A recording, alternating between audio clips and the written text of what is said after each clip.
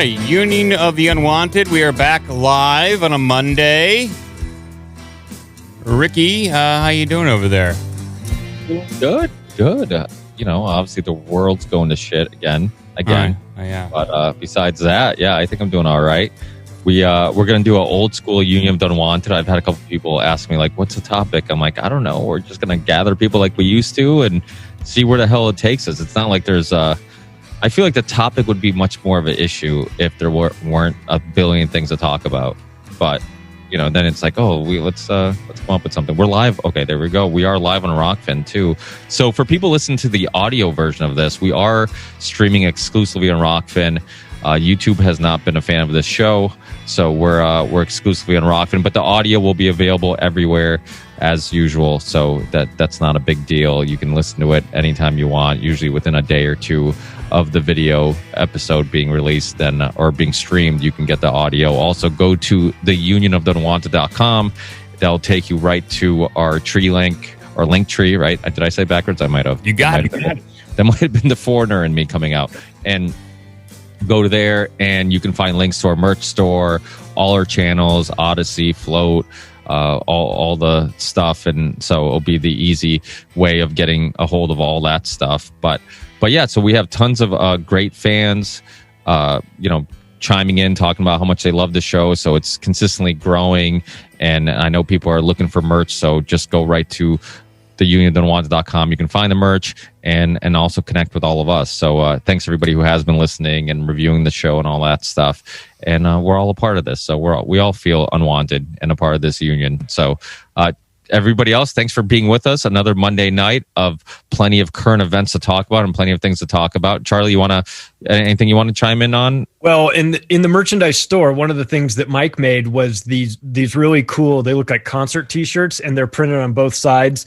It's Union of the Unwanted on the front and then tour dates on the back, but they're not actual tour dates. It's all of the places where false flags have happened and the dates associated with it. So if you just casually look at it, you go, it looks like a concert t-shirt, but you got to look at it extra close and you'll find out it's pretty amazing, something to check out. And according to Chartable, we are one notch behind Don Lemon at CNN in the rankings. So if it's not too much to ask, I would appreciate if everybody listening to this, not saying much.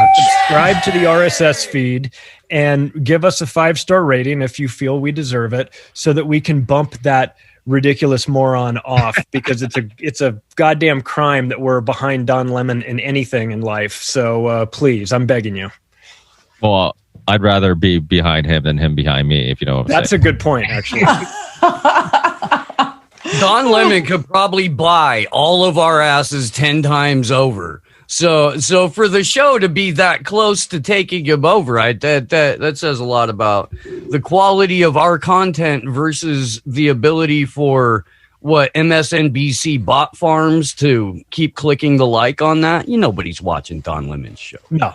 It's just people that fell asleep at their television set or are in the process of overdosing or something like that. That's about the only people that left CNN on accidentally and don't know how to change it. Well, it's pretty amazing. The show's really grown, and it's really thanks to everybody who's participating in it, because we've had so many awesome. I mean, when you look at just the list of obviously people who are on the show now who've participated in tons of great discussions, and then it just boggles my mind how fast the show has grown. But it's because it's a community. Like, we all help each other out. It's awesome to see people be interviewed on each other's show after this show, and then the Telegram people have questions. Myself. Is that you, Mark? Yes, it's Mark. Mark, are we good now? Guilty as charged. But yeah, the community, it's awesome to see how it's grown. And really, we do 2 shows a month, which is obviously nothing for a podcast these days. Like, typically people have short attention spans. If you're not putting out content consistently, people forget about you. So it's amazing how much people really love this idea of just bringing so many different thinkers, researchers, doctors, authors together, and just to have an open discussion. And people really, really enjoy this. And it's fun because a lot of times we don't even know exactly who's going to show up. So it's fun for everybody. It's not just the listener. So the hosts also sometimes don't know who the hell is going to show up and when they're going to show up. But that's what makes it fun. That's what we were trying to do. So But anybody have anything specific that they want to jump in on? I know there's obviously a lot of current event stuff with France having a revolution and all that stuff, the vaccine passport. Anybody have any specific stories? I want to get Matt's. I know Matt's always up to date with the Bitcoin thing, and a lot of people talking about the cyber attacks and all that stuff. I'm sure he probably has something to input on that topic. But anybody have anything specific to kind of start the show? We talk about Cuba. Go for it. Let's do it. Topic. Oh yeah, Cuba is. I don't know if you guys have been following this, but I think we need to follow it a lot more closely because I think Cuba is coming here to the U.S. So what's currently going on is, first of all, the military police are dressing as civilians, and they are going door to door saying, I'm so-and-so's neighbor, and they said you said something bad about communism, and then they are killing these people. They're also the country's on one of the most severest and profound lockdowns. And they are, similar to what Europe did, they're giving you kind of like a little lottery ticket to be able to leave the house. And if you don't leave the house on your designated day, you can go to jail.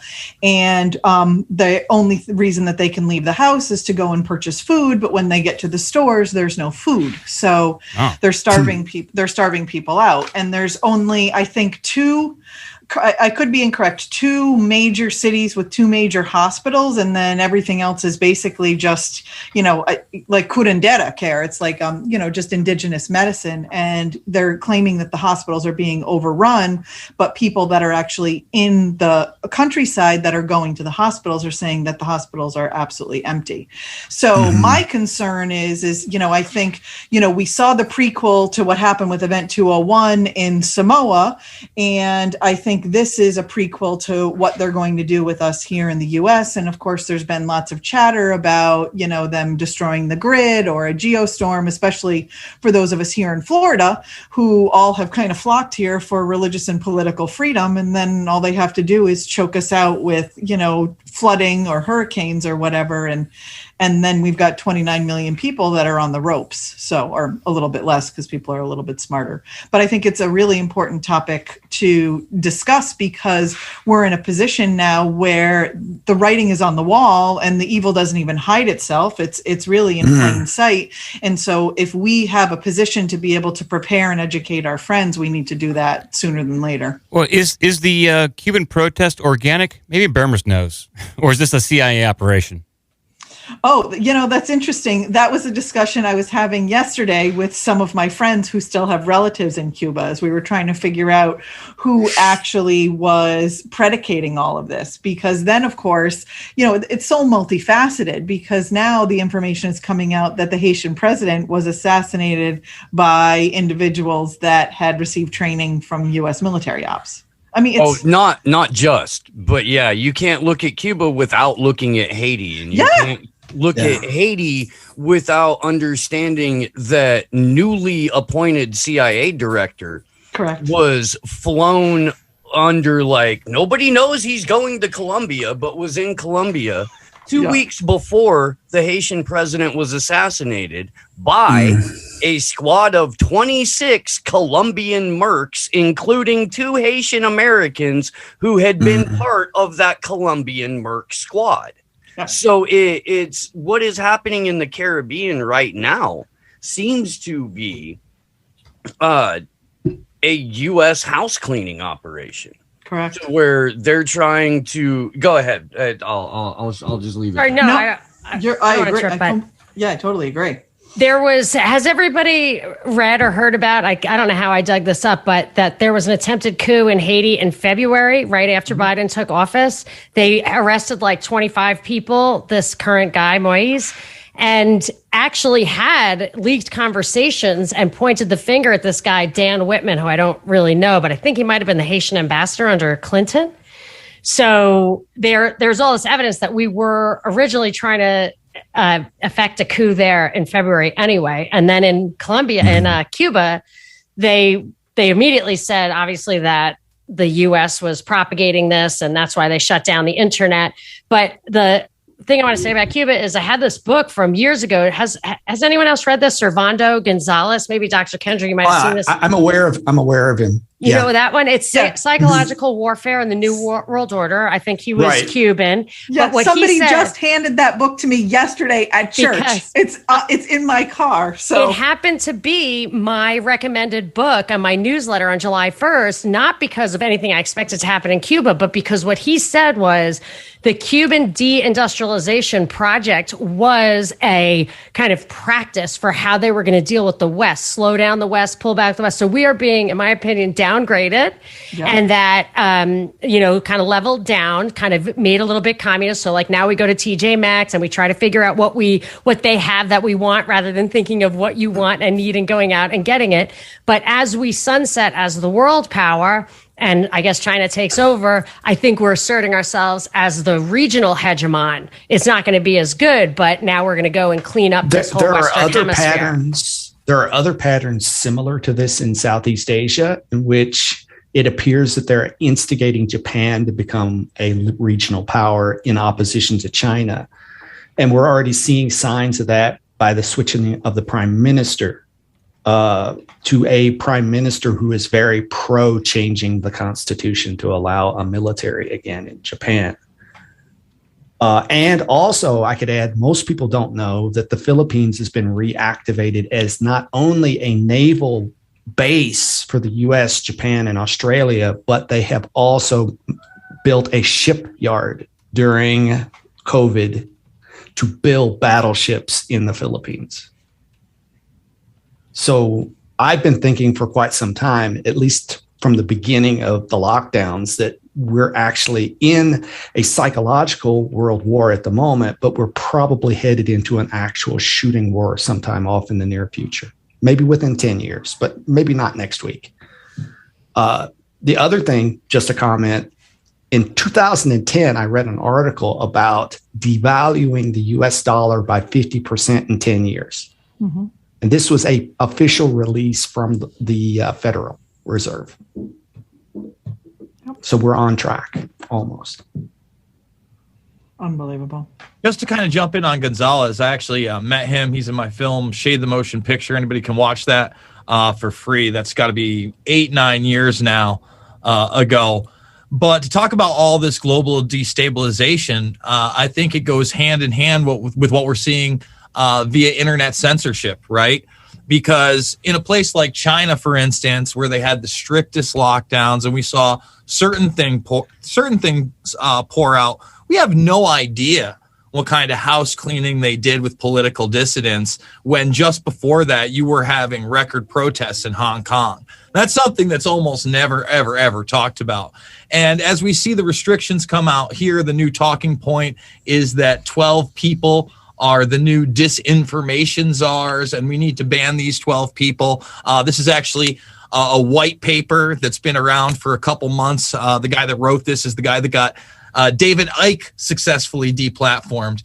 And now we're talking about names like Robert Kennedy Jr., Riza Islam, Joseph Mercola, and they do it under the guise of, say, vaccine disinformation. That, again, is the talking point you're seeing from Psaki and Biden. But you go through this and you soon find out, oh, no, it's hydroxychloroquine, it's ivermectin, it's mask studies, it's memes, it's all sorts of speech that they're now saying is violent and hateful misinformation that's kind of going hand in hand with this new talk of a domestic terror squad. And I'm not sure, because I haven't been on the program for a long time, how many of you guys are aware of the signature reduction program that they're now talking about. And I just want to kind of read the first paragraph because it's a good summation of what they've really been doing for over a decade and with zero accountability. And now they're just coming out with it.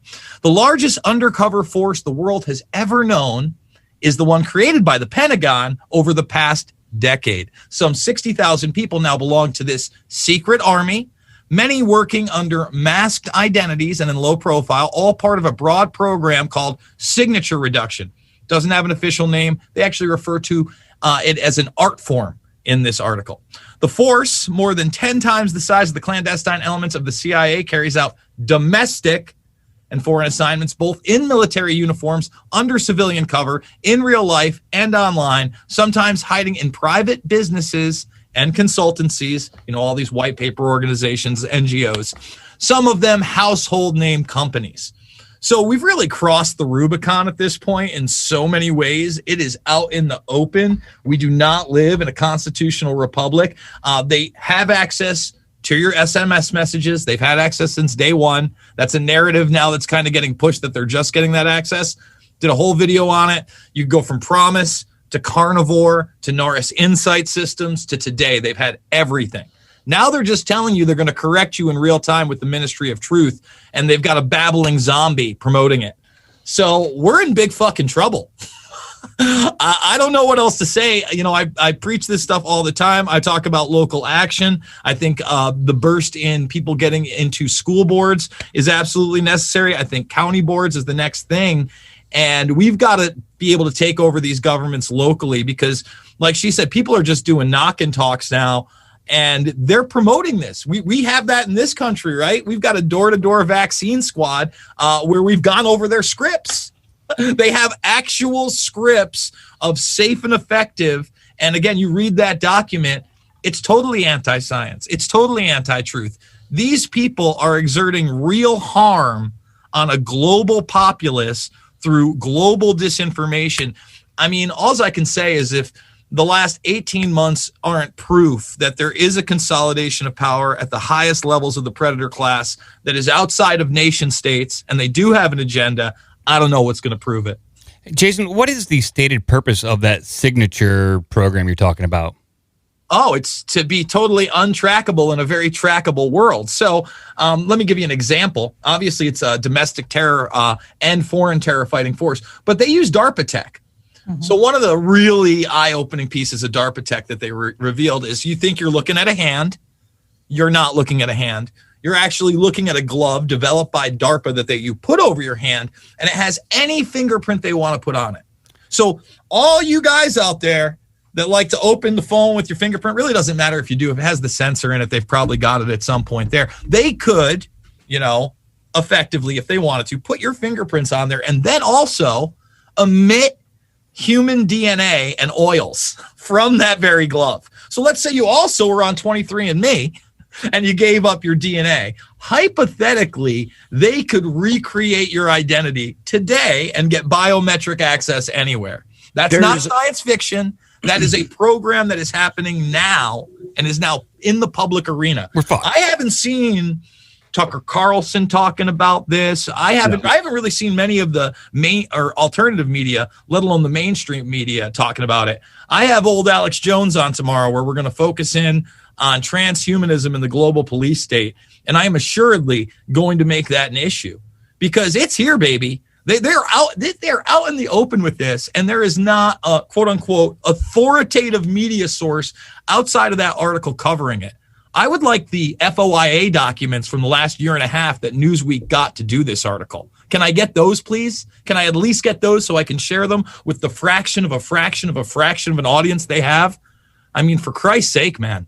Well, Newsweek doesn't disclose anything in that article. They certainly don't allow their audience to go look at any of the documents. I'm glad you brought up 23andMe because we just did a story last night about Sandia National Labs in Albuquerque, New Mexico. They have been volunteering to partner with federal law enforcement agencies in order to match DNA from private companies that have collected genetic information like 23andMe to crime scenes. If you're not in a federal crime database, that's no longer a problem for federal authorities because the national laboratories have just, out of the goodness of their heart, volunteered their employees' time and their equipment to help law enforcement better match DNA with suspects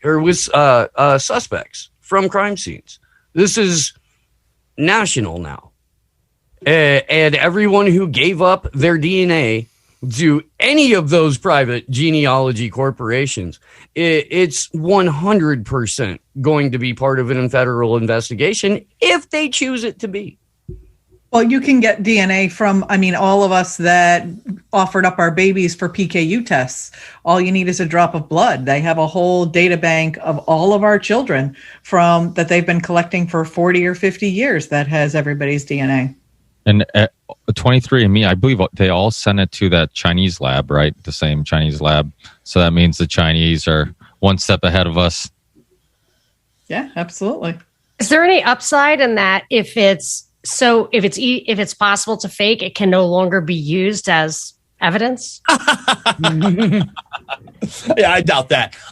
For instance, right now, I've got to do another story on it. I briefly touched on it yesterday, but the Havana Syndrome, let me see if I still have it up. I might not, but they're actually looking at more cases of it. I don't think I do. I think I knocked it off, but let's type it in. Let's do it live. They're now looking at the Havana Syndrome. For those that don't know what that is, that's targeting individuals with microwave weapons, usually small scale, from as far back as 2016. So now we're admitting that the thing not only exists, but has probably been in use actively at least 5 years. So let me type in investigation. And there's a new, while you type that in, Jason, there's a new report out that diplomats in Vienna were targeted by this as well. That's exactly what I was talking about. It made the news again yesterday because the other ones they were talking about in D.C. Were in 2019 range. I also brought up the fact, we had the Pegasus story come out yesterday, and I just want to say that doesn't necessarily mean Israel, but you would imagine Israel, who created it, has back doors into that software everywhere. Other people can utilize it, just like Robert Maxwell, while working for the Mossad, sold promise to others in the Inslaw case. All that is public record.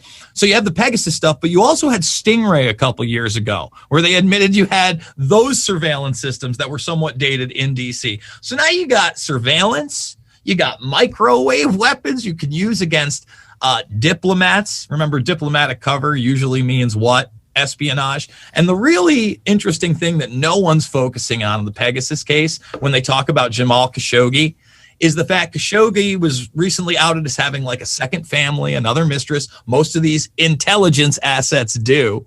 They didn't kill him for fucking being a journalist. They were tapping in and paying special attention to him with this software because obviously he's an intelligence asset. I mean, this is a dude that's related to Adnan Khashoggi, which made news again this week, with stronger ties to what?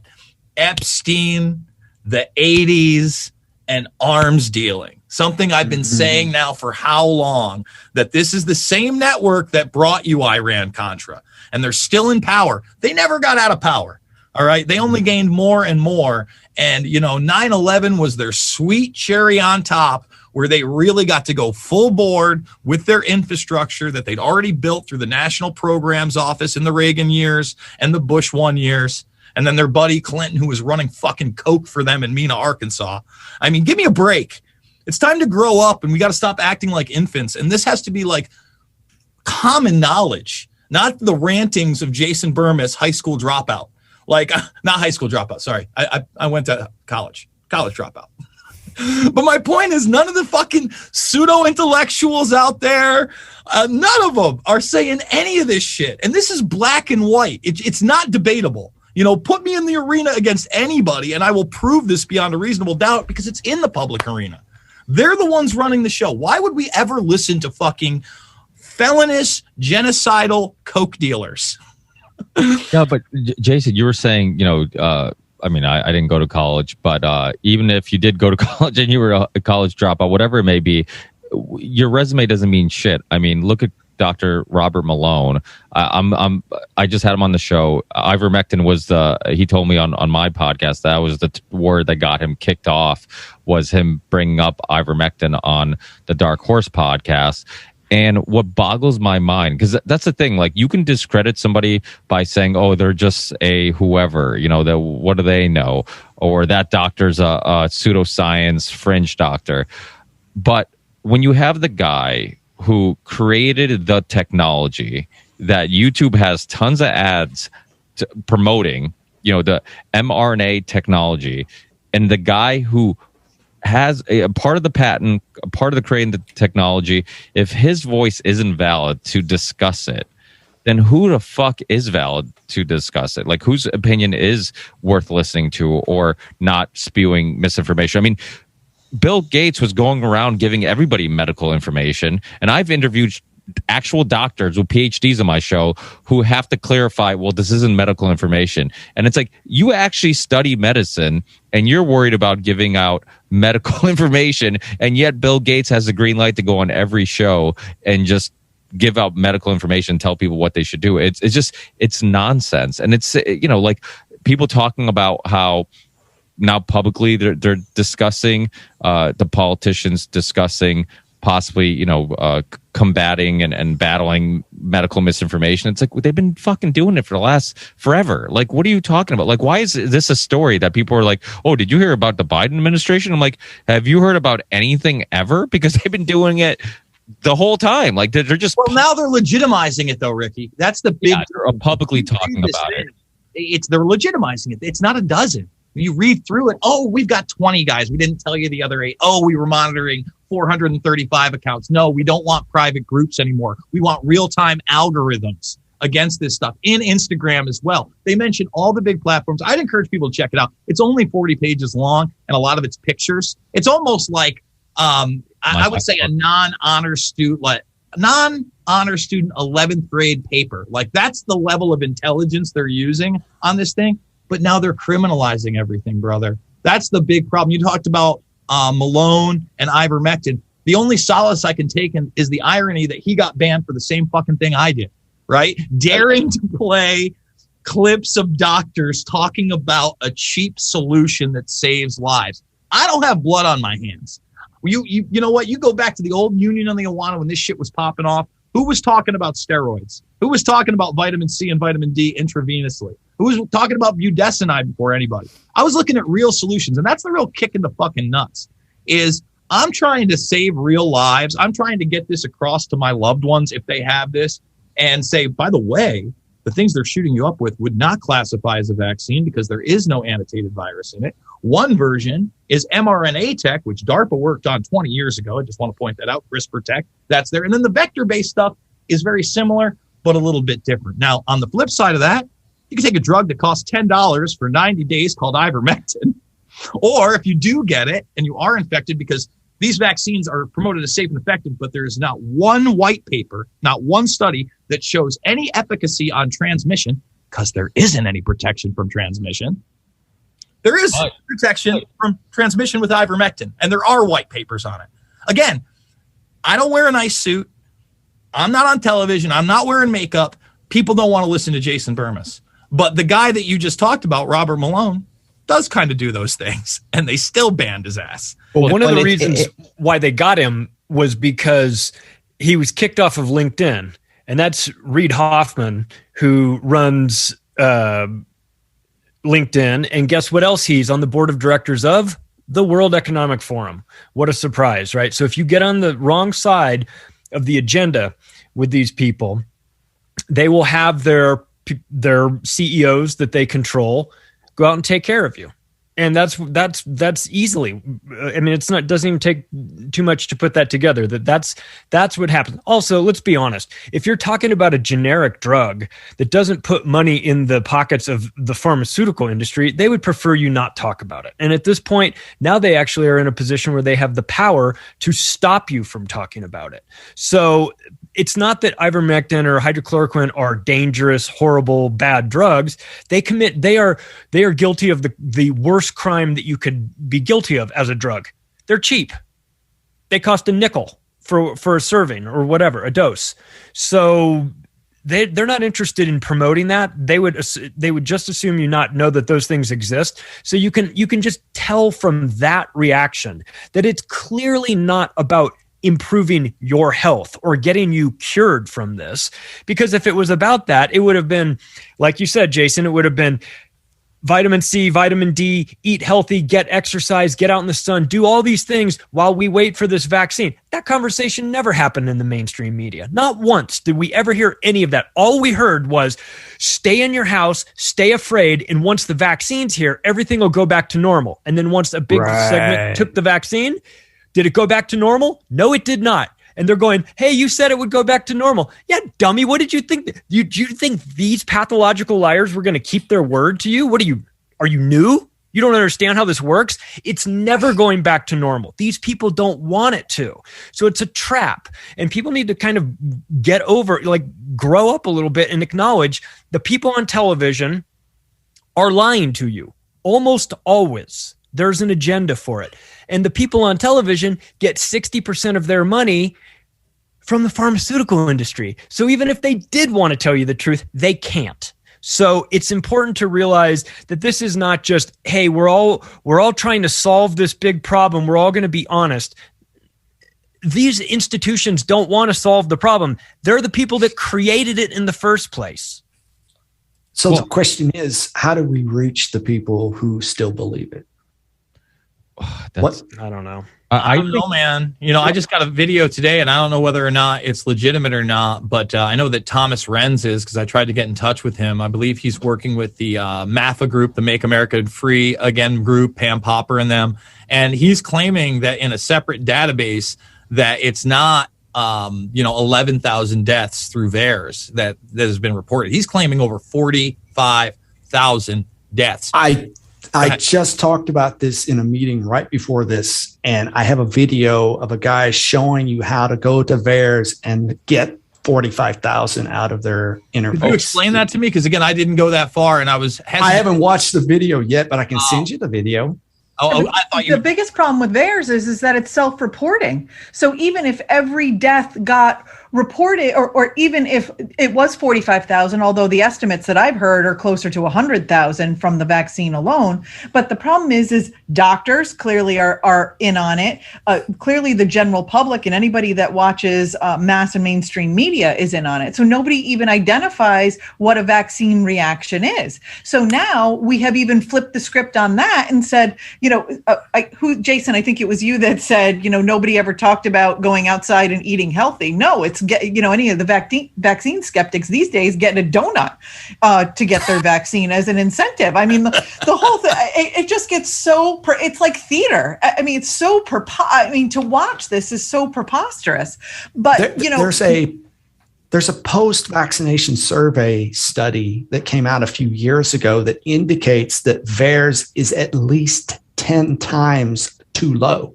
Correct. Well, everybody referenced that Harvard study where they said that 1% of adverse reactions get documented in VAERS, because one, it's complicated. Two, it's hard to prove. I mean, it's hard to sometimes convince think about it. The doctor or the pediatrician who sometimes gives you the vaccine, they are selling you the vaccine by saying it's safe and effective. There's no issues with it. So how are you going to convince them to input the information if you think that there's a link there? Who's that politician recently? Del Bigtree just did a thing on his on the High Wire. He showed a clip of it that I don't know which state it was, where they had some conference where they had a bunch of people who had adverse reactions, and they were all talking, and some of the stories are, I'm trying to tell my doctor that this is vaccine linked, and what are they doing? They're telling me no, it's not. And it's like, so how do you convince them of this? And the Facebook group with 250,000 people that just got ripped off Facebook, 250,000 people who were sharing their stories. There were just people looking for answers. They're like, hey, I think there could be a link between this brain fog and all these issues I'm having and the vaccine I received. Anybody else feeling the same way? This group grew and grew and grew, and then Facebook rips it down. So it's like, who the fuck are they protecting? They're not Big Pharma. They're not protecting us. Not to make this dark, but 40 years ago, I received my booster shot and I couldn't walk for a day. And that's one of the things that kind of convinced me that all of this has legitimacy, because I've experienced it myself. What type of booster? If you don't mind. It was polio. And what's interesting is the explanation when my mom asked the pediatrician's office. They said, oh, well, we must have hit a nerve in his hip because it was a shot injected in the hip. Well, but it's all semantics with all of this. I have a friend who is a physician. She brought her 8-year-old daughter in to get a DTaP vaccine. She administered the vaccine to this little girl who was 8 in her thigh. The little girl bounced off the table. They left the doctor's office, and the little girl passed out in the parking lot. The mother carried the child. Now, the mother is a physician herself.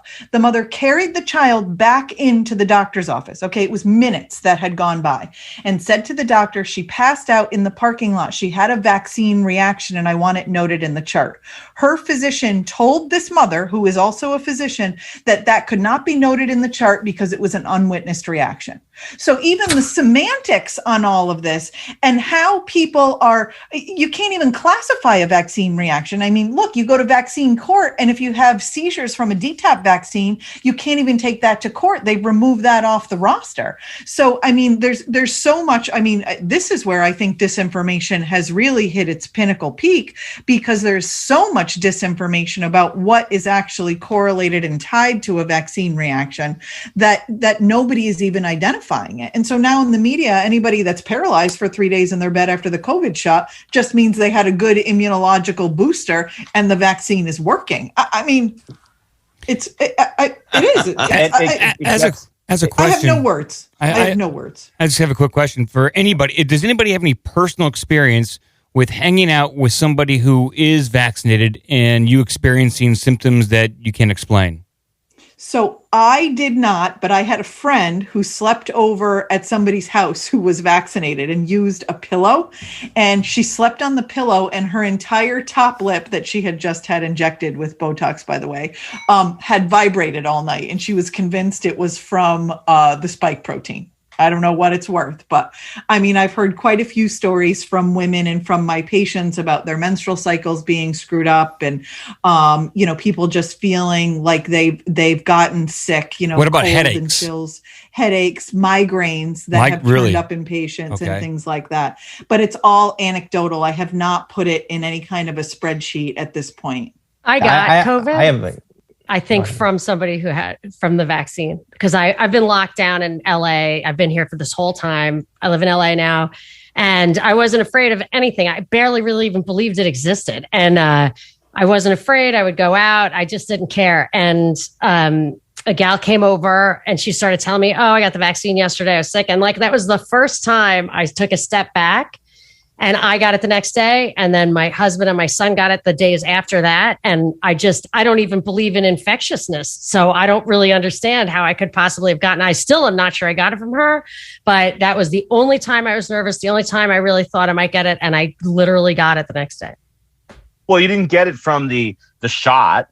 You got it most likely from the fact that even the CDC, the almighty CDC now, is admitting that unvaccinated people can get sick with COVID and transmit it.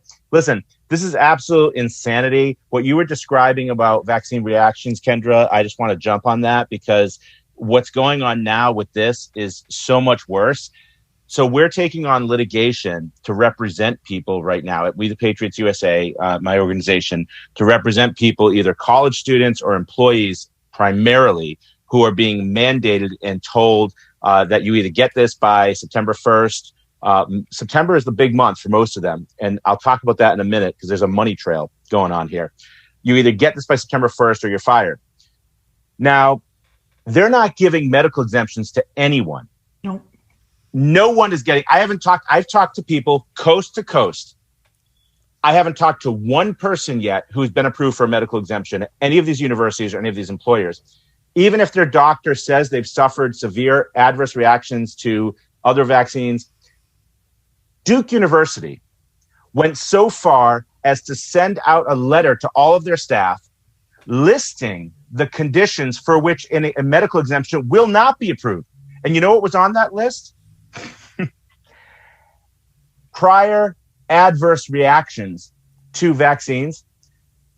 Prior adverse reactions to even the first dose of the COVID shot. So I know someone who had an adverse reaction to the first dose and wasn't able, and this person wasn't actually at Duke, but wasn't able to get an exemption, even though they had already suffered a bad reaction, become seriously ill after the first one. They said, no, you still need to get the second one.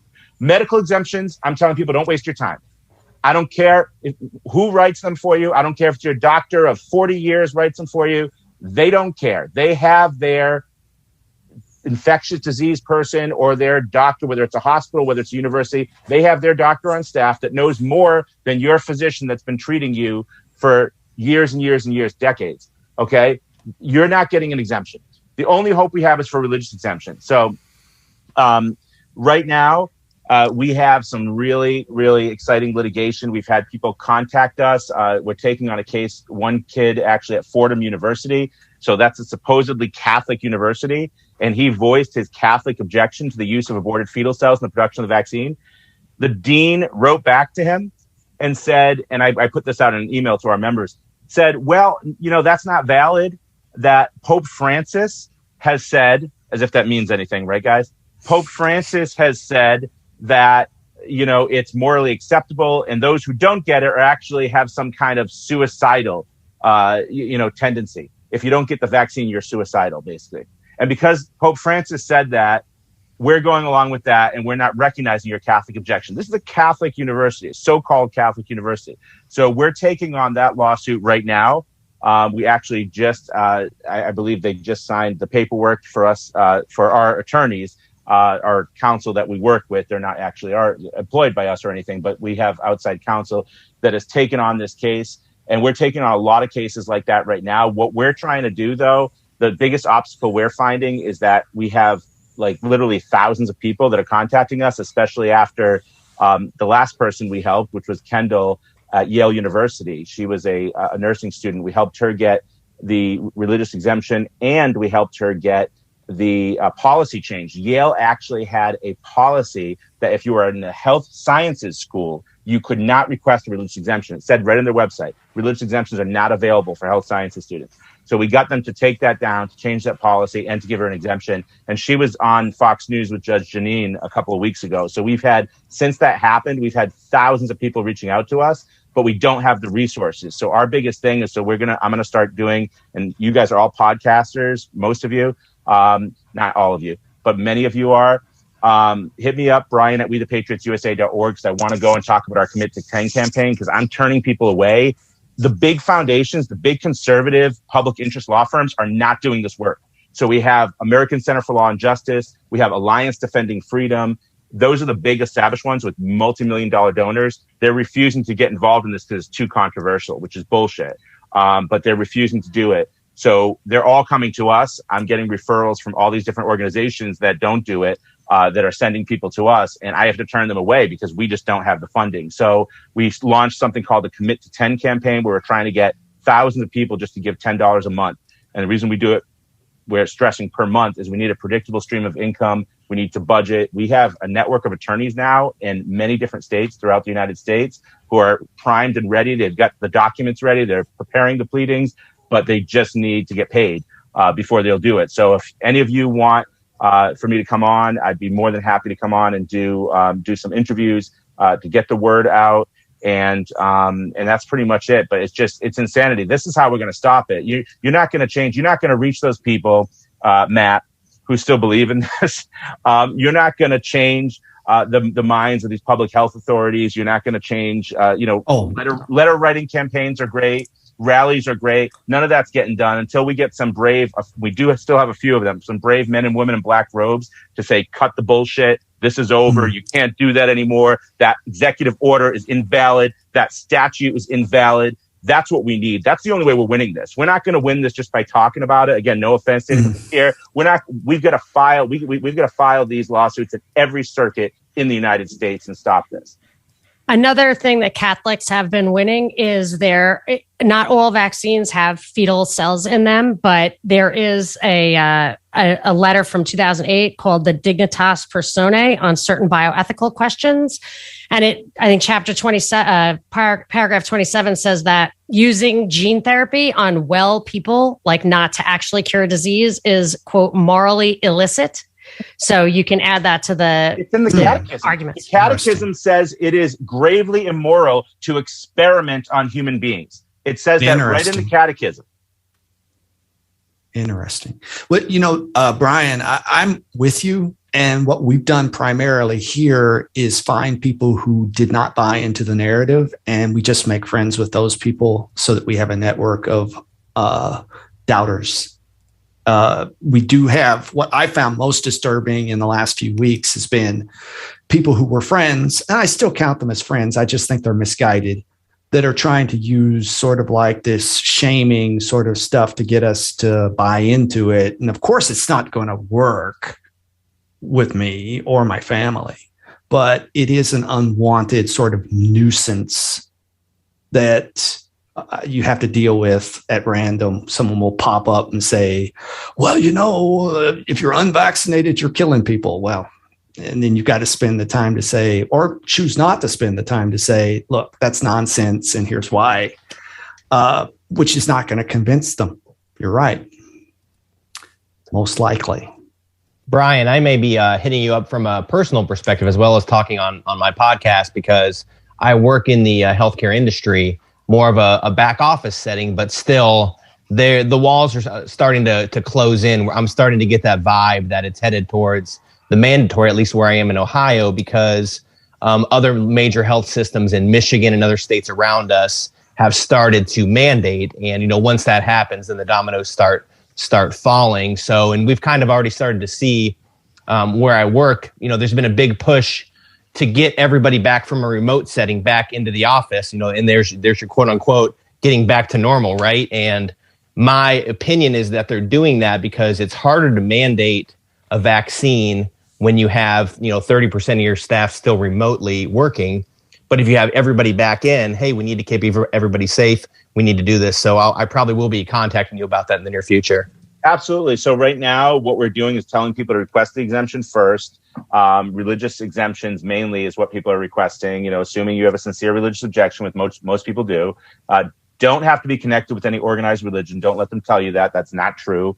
There's no law that says you have to be part of an organized religion to have your religious beliefs protected. But request the exemption first. And then if it's denied, then we jump in and we'll get our lawyers on it.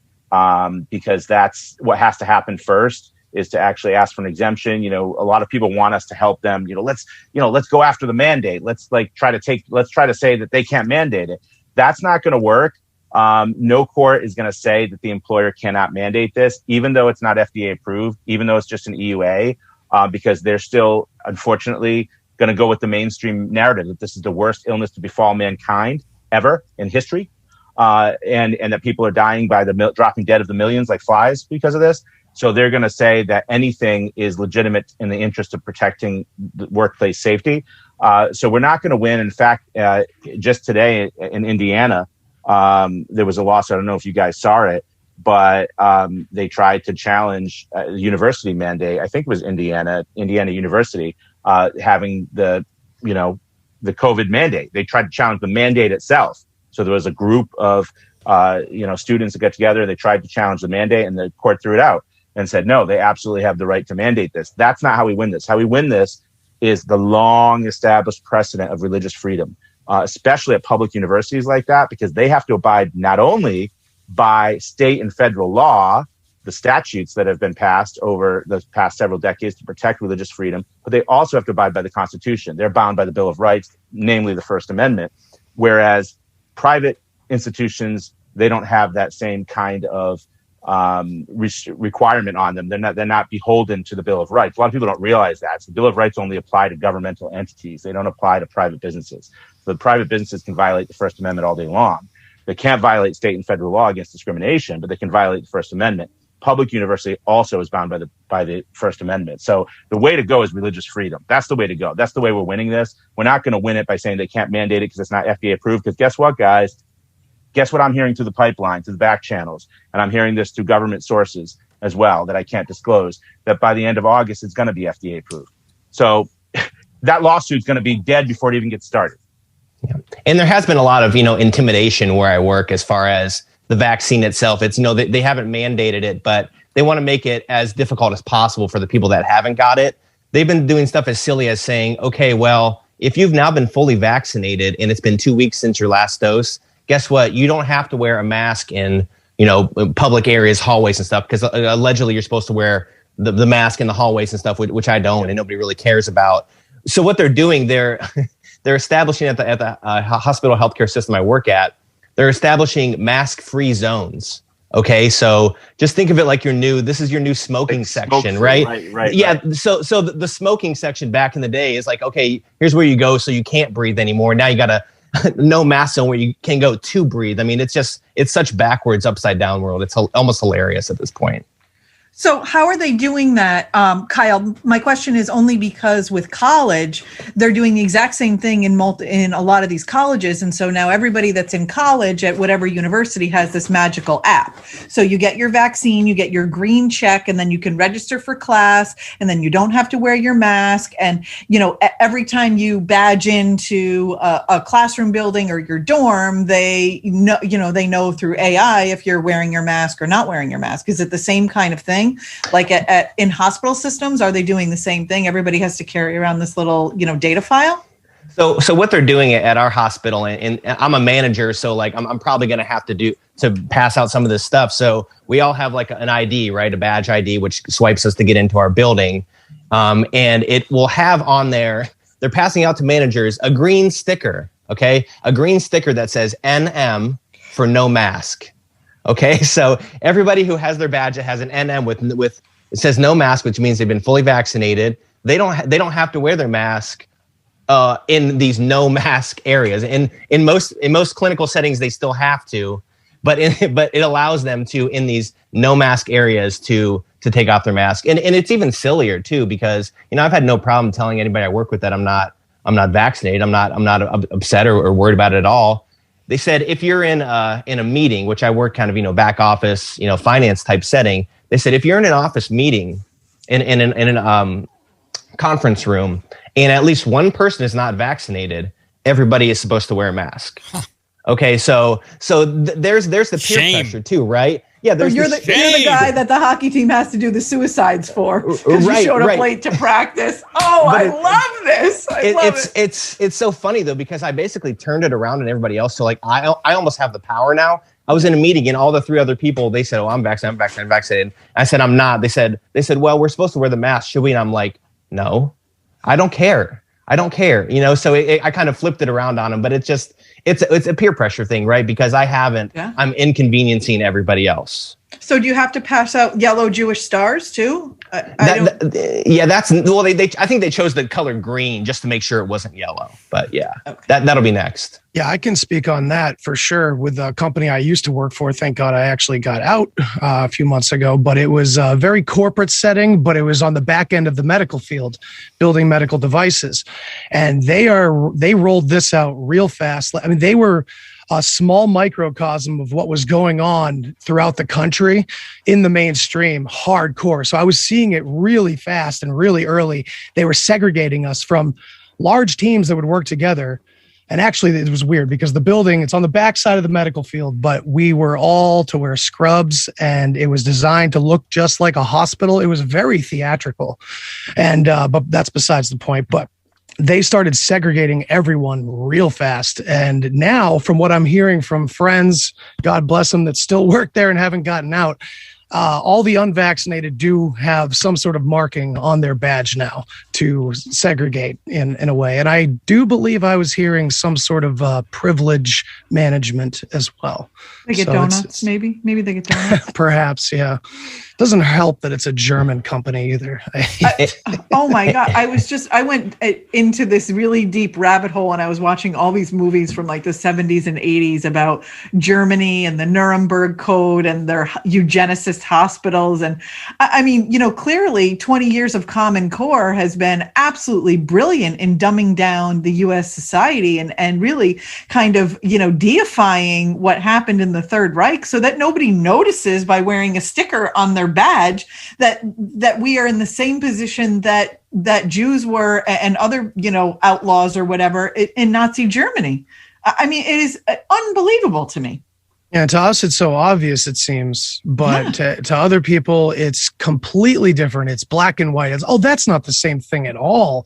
And I think it's on so many different levels. For us, they know how obvious it is, and they're mocking us.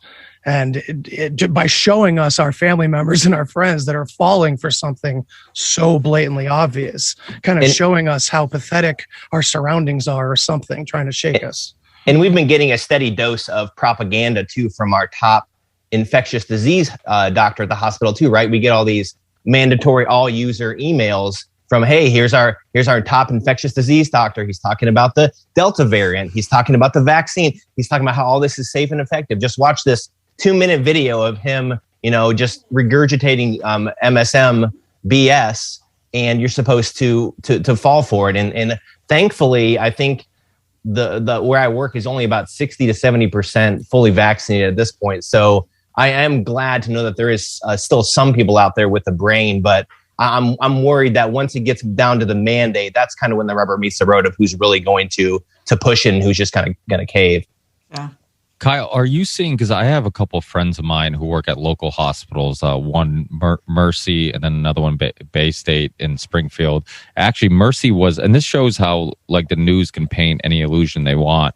The No Agenda show, they were just talking, they had a clip like a couple weeks ago from the Mercy Hospital right near where I live about, a little news clip about how it's starting to get full and they're starting to get worried. Well, I know people who work there. It's not starting to get full and nobody's starting to get worried. So it's like international news, people listening to this, it's like, oh, did you hear about this hospital in Massachusetts? It's starting to get, worried about getting capacity up. It's like, well, hospitals are for profit. That means they want beds filled. If they're not filled, if they're not working at 70, 80% capacity, they're not making money. How do you think you're going to pay for all those Mercedes and BMWs, all those doctors who are making, 6 digits in the parking lot? It's not by having an empty hospital. It's like a hotel. You want to have the rooms filled, and people don't realize that. But it just shows how easy it is to paint this illusion. I mean, I know Dr. Kendra Becker and I talked about it a while ago when everybody was talking about hospitals being filled, and we did a podcast together, and we're talking about how like people are going into hospitals and like looking for the the overcapacity that they're referring to, and nobody was seeing it. There's even like I think an Instagram page or something like that of people just sharing videos of like nobody in waiting rooms, and so it's like you paint this illusion, and everybody's home saying, "Did you hear this? Did you hear that?" And it's not. It doesn't have to be reality. You can paint any picture you want, and people just assume, oh, it must be true because I'm seeing it on TV, which is ridiculous because it's like, how many times you have to be lied to before you start, understanding that the TV, I mean, go back to the 70s, that movie Network, right? I mean, like it was same thing, right? The TV's lying to you. Like everybody's getting, their reality is all molded by what they see on TV, which means they can mold it any way they want. Well, and they play with numbers too, because they can say, hey, the COVID positive numbers are spiking upwards. But if you go from 1 to 3, that's a 300% increase. But that doesn't mean there's a large amount of COVID patients. So they play with the wording that way to say it's spiking upward, but it's going from such a low amount to a slightly higher amount that looks like a 2, 3, 4, 500% increase when it's just a handful of people. So it really doesn't matter. But they don't use the actual numbers themselves. They use like spiking upwards. How busy is your hospital? Right. And remember, we always did, through this whole pandemic thing, all the mainstream media had the case count. Like they never had the recovery count. Right. They never, they had the case count. So, when the numbers start climbing, I can't even tell you how many patients I know of mine that went and got tested for whatever, an airplane flight or a job or whatever, that tested positive that were completely asymptomatic. They never brought that up. It's all smoke and mirrors. Like I said to my kid, it's like, it's the same illusion that you get when you saw the newscaster kneeling in the puddle. You know what I mean? That's how I think everybody should watch the news. There wasn't a flood. He was doing a story on excessive rain and he knelt in a puddle. So it made it look like the water was waist deep. That's all we're seeing. And we've talked about, we've talked about the underreporting of the VAERS numbers. And then there's obviously the over-reporting of the COVID positive numbers, but they actually didn't even do that correctly because it's still, even if you take their numbers, it does not even equate to a pandemic or a need for mass vaccination. Because here in Ohio, even if I take the numbers they say of positive cases for everybody, that's only 8% of our entire population in Ohio. 8%, and obviously the numbers like 0.19% of people who actually died. So even when you look at their actual numbers that they've published, which we already know is significantly overstated, it still doesn't really call for a mass vaccination. No, of course not. It was just, of course not, because it's all theater. It's all theater. And we all know that this isn't really a vaccine. It's a medical device. So when you say it that way, it takes on a whole new meaning. Well, I can't say whatever they want. right? Of course they can. Well, they own it, and they own most of us. So not us. The new slogan right now is that only unvaccinated people are in the hospital, right? They're the only ones being hospitalized. That's the new talking point. But they've made it even more of a slogan, right? They're calling it now, the only pandemic is a pandemic of the Unvaccinated. So yeah. It's all PR. None of the statistics can be trusted. They're trying to tell you that over 40% of the population in this country, closer to 50, it's now trending that only 40% in the country haven't gotten vaccinated. I would highly dispute that. But the next push, I think, other than, obviously the FDA and putting that as a, now it's approved, we can totally push forward with this, is the local mandates that they're talking about. That's the other talking point that Fauci and others, well, we need more localized mandates. And large banks are now saying that their banking staffs are going to have to do it. I would encourage anybody that is in one of these large banks, I believe it was JP Morgan Chase that's the first one to announce this. If you have money and anything with them, put it in a localized bank that isn't doing this to their employees. That may be one of the only ways that you have, banks don't want to lose out any view over the market, because as you said, they're doing it in hospitals. They're trying to mandate it in most schools for your kids. Get ready for that battle. That battle's on the way in the next month and a half, especially if the FDA gets involved in August, So look, man, this is all PR. It's all marketing at this point. If people fell for safe and effective, they'll fall for pandemic of the unvaccinated. And now you have blue checkmark journalist organizations saying those that are unvaccinated should be under house arrest until they declare the pandemic over or they get vaccinated. It's the same playbook they used for the MMR and removing the religious exemption across the country like they did in 2015 in California. That's exactly what they said. I mean, we literally had to speak slowly to people to tell them that you cannot spread a disease you are not carrying. I mean, that's why science has become a complete cult. Nobody looks at objective research. Nobody looks at, cause and effect. All it is cult-like behavior and vernacular. It's awful. And it's the same playbook. It's absolutely the same playbook that they used in 2015. They used it again in 2018 when they arrested missionaries in Samoa that went over there with vitamin A and vitamin C to help people that had measles because of the population, and said no, that they couldn't do that. I mean, it's nothing new.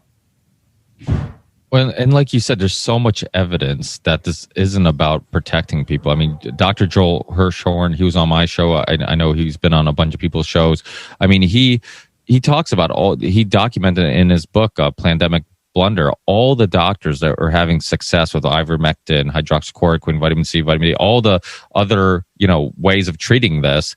But they had to demonize all of them because that's the only way they could justify fast tracking a vaccine and skipping the whole FDA approval thing, which it's funny how we talk about the FDA approval thing, like that's the gold standard. I mean, how many people have been up watching TV at night and call our attorney's office if you have a loved one who died from this drug? Well, guess what? That drug was FDA approved. So even if it was fully FDA approved, it doesn't necessarily mean it's fucking safe. It doesn't mean that, you're good to go. I mean, it could still do harm. And when you look at the patent thing, right? How about the fact that the pharmaceutical companies don't want to give up the patents to any of these labs that have said that they can make the vaccines quicker and faster and cheaper in their countries? They're like, no, that's not going to happen. So it's how much evidence do you need? I mean, the only good thing about being post-election is that these topics aren't as political as they were. I mean, I forget who said it, that the best thing that ever happened to ivermectin was that Trump never brought it up, because it's that's what ended up happening. Hydroxychloroquine became completely political. I mean, your stance on hydroxychloroquine had nothing to do with understanding what the drug did or if it's been a safe and drug that's been used for many years. It all had to do with your political stance. It's you're either for it or against it based on your political stance. So, unfortunately, a lot of these discussions all became political. And it's many of us were fighting big pharma and fighting the Great Reset and all these things. We weren't motivated by our political ideologies, so it's just amazing how many people who understood big pharma's bad, politicians lie, and then 2020 came and they threw that all out the window. Well, Ricky, I just got to say this. I think that, this is really the fruition of the post-truth world, right? This is 2018. You had the Bilderberg group get together. And now we're here like 3 years later, right? I'm not even sure that they met this year. We know they didn't meet last year. They postponed the meeting. If they did meet this year, it was under complete cover. But one of the topics, you can actually go to their website. It's right there. It was the post-truth world. And I was like, why is nobody talking about a bunch of elitists, businessmen, people in government talking about a world where truth no longer matters and how they can control it? And one of the things that was really striking during the Event 201 simulation that occurred just before COVID 1984 was the stress on controlling information and censoring the internet in almost real time. And now we've literally gone beyond just deplatforming, right? There's open talk in Politico about access to your text messages. And all of this is being legitimized by a virus where there's open information, again, that ivermectin does work, that if you do treat this thing early after the fact with that or other drugs, you are okay. Hell, if you do almost nothing, it's still safe and effective by their standards that you're not going to be severely hospitalized. How many people that got this virus were severely hospitalized? And when I start talking to people about the whole vaccination thing, I go, well, did you get tested for the antibodies? And they're like, well, what do you mean? I go, was there ever a thought in your mind that you might have natural immunity and that might be better? And then I bring up the fact that, the Red Cross didn't want your convalescent plasma if you did get vaccinated because they couldn't use it for things like Regeneron that were antibody treatments for the virus because it actually kills your natural antibodies. One of the big arguments I had from the pro-vaccine crowd before it was out was, well, I want as many antibodies in my system as possible. Again, you have to explain to them, this doesn't create antibodies. It creates a spike protein, and it doesn't have an annotated version of the virus in it. Again, I have a little beyond a 12th grade education. I didn't pay attention that much in high school, but I can read at a 4th grade level. And I think that art of being able to do that and then get beyond those PR talking points, right, that you're constantly slammed with, man. Safe and effective, safe and effective, safe and effective. Pandemic of the unvaccinated, 40%, all that bullshit is a lost art. People just give in, especially when you're, I just know somebody who gave up their job at the IRS because they mandated the vaccine. Somebody stood up for it. A lot of people don't have that gumption. They're like, well, I'll do it. Why not? I want to travel. Even my smarter buddies. I went back to New York about 4 weeks ago. Got together with a bunch of my frat buddies, Long Islanders, New York City guys. At least 75, 80% all had it. 2 shots or they took the 1 shot. And even the smart guys that I went and had a private lunch with were on the road, and he goes, I think I want to go to Sweden this summer. And I go, Kenny, what the fuck are you talking about? You want to go to Sweden this summer? I go, you haven't gotten the shot, have you? He's, no, I might wait a couple more weeks or months and see how it goes. I go, weeks or months? I go, bro, you're not going to see the real devastation of this thing 3 to 5 years. I mean, you want a summer vacation? Great. Just understand what you're putting on the table here. Because I know there's a lot of talk about this being experimental. I think you're being extremely naive if you think this is experimental. These fuckers have had this thing behind the scenes in DARPA. They know what mRNA tech is for 20 plus years. Hell, I just played a clip on my show. I'm not a big Elon Musk fan, but pre-pandemic, Elon Musk telling you exactly what mRNA is. He's going, well, with mRNA tech, it's like a program. It's a computer program for your body, and we can program it to do whatever we want. Really? Well, why the fuck would I let anybody put that shit in my body? So, there's a lot of frustration out there. There's hope because I know that their numbers are lies and their lies are so blatant. But it's coming down to the wire, man. I don't know what else to say. I've been talking about a lot of this stuff for a long time, and you see what's going on in Canada. You see what's going on in parts of Europe. You see people getting killed with impunity, like in Haiti, and we talked about that earlier with people speaking Miami Spanish connected to U.S. intel. I mean, we're in a pretty fucking crazy world. It's absolutely insane. And what you were saying about the antibodies, I just want to touch on that if I can. You know what's crazy is that they are actually getting people to believe that natural immunity is not as good. In fact, one person who reached out to us, who's a hospital employee, she wrote in and said, I don't want to get the shot because I already had COVID and recovered, right? You think that sounds very logical. Any other time prior to now, to 2020, that would have sounded very logical. They wrote back to her, and I actually have the email.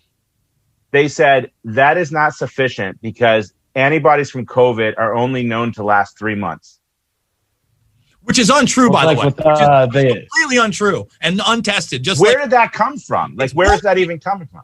Listen, man, again, with that disinfo line now that 12 people account for 65% of the disinformation on Facebook, I went through their white paper, their documents, just a fucking made up number. It's a number you can come to at any point by delegating a certain number of posts in a certain time frame. You know, that's all it is. It was something between like February and mid-March. So they had like a 6-week sample size. So they just come up with whatever talking point. Again, a pandemic of the unvaccinated. It is absolutely ridiculous. And, you know, we're beyond Orwell. We are in the post-truth world. And now they want to criminalize speech on a level we've never seen before.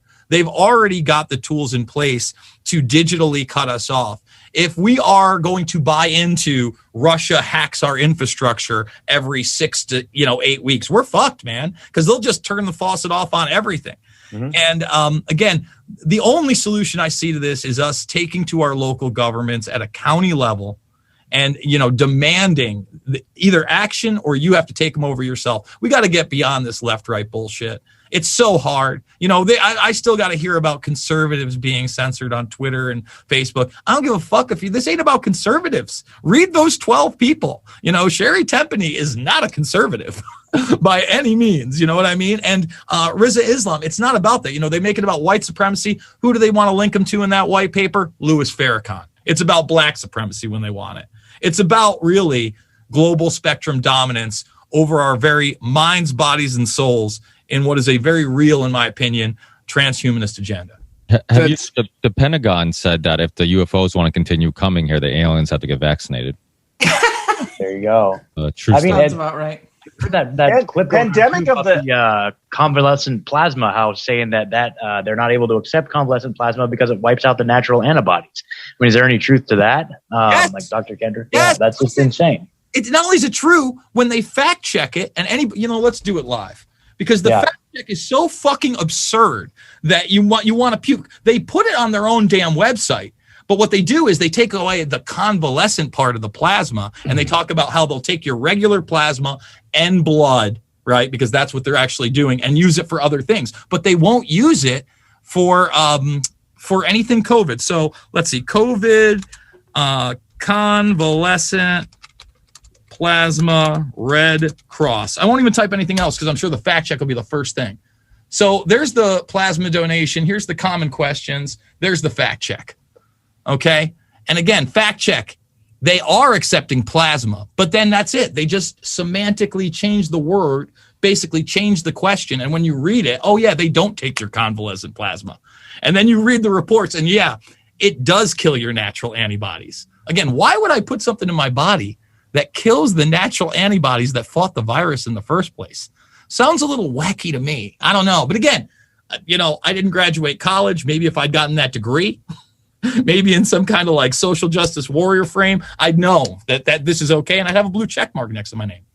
So I just want to clarify something about the convalescent plasma therapy. The best research that I've seen out there is through James Lyons Weiler. If he hasn't been thrown off Twitter, he's got a lot of his white papers posted there. And this was something that we had discussed in our think tank way back in January of 2020. So yes, it does alter the antibodies, but let's be really clear about coronavirus. The antibodies only live in the blood for 3 months. And then where do they go?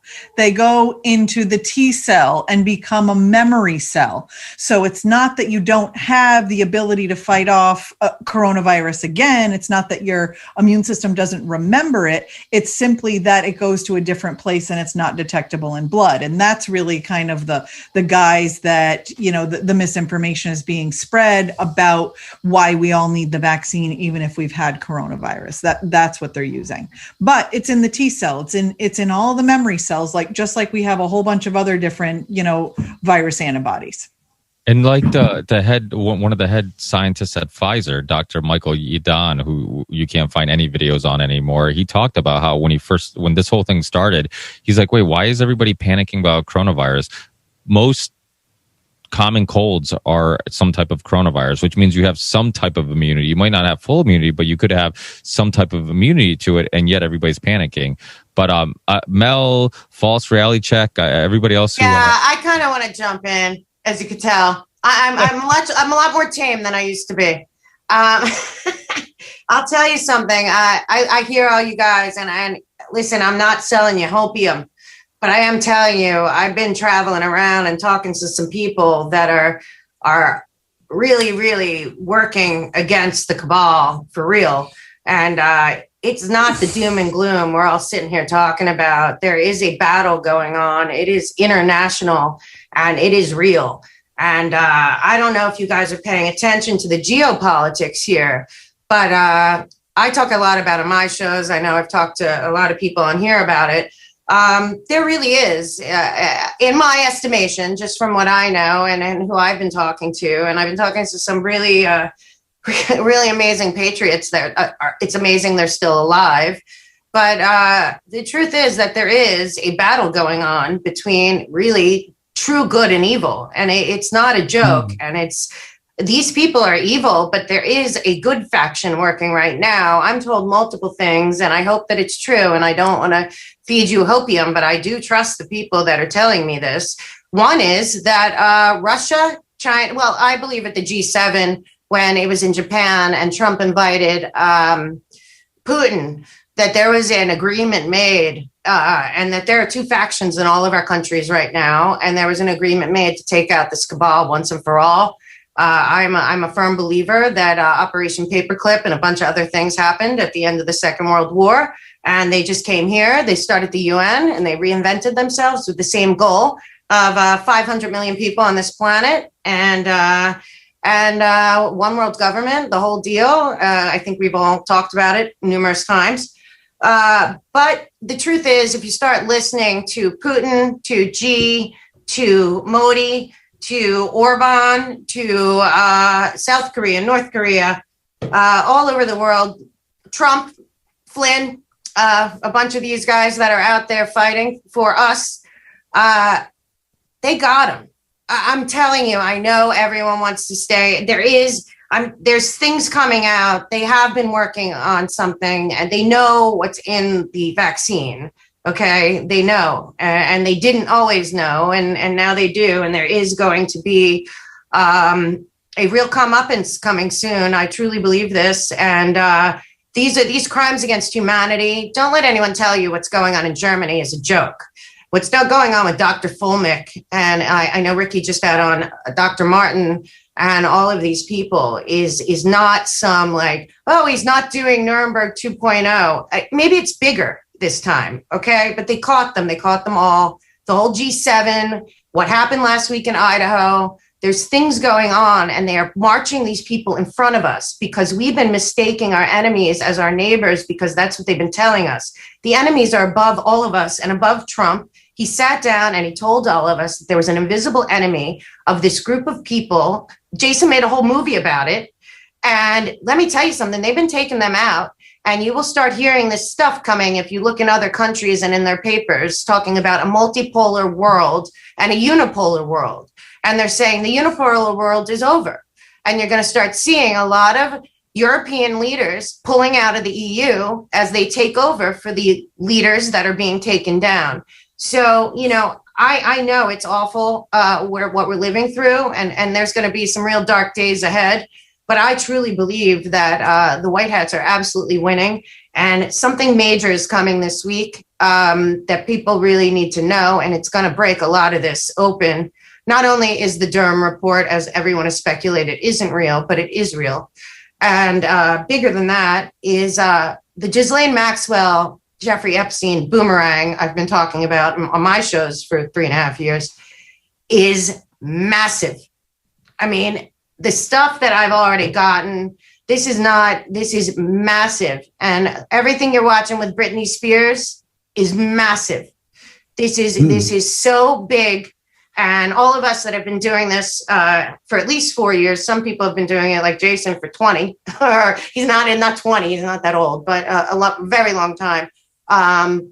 Listen, I know what everyone's saying, and I really do. I've been there, but I've been driving around the country, going to these events with some really, really great patriots that are behind the scenes.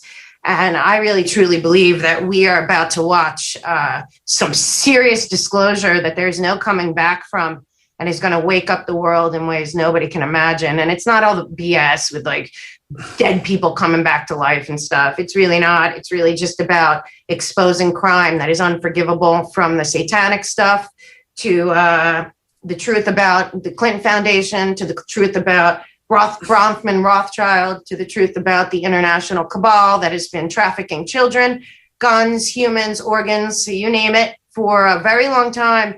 And I'm telling you, they have all the evidence. They do. And I know what it looks like. And I just wanted to jump in and say, I've been spending the last several weeks going and motivating people. Like Jason said, we have to start on the local level, because we're going to have to rebuild this. And the biggest part, after there are these arrests, which are going to happen, and they have been happening, is there's going to be voids in when all of these sealed indictments are finally executed. Many of them have been. Okay, it's just not in the news because the news is fake.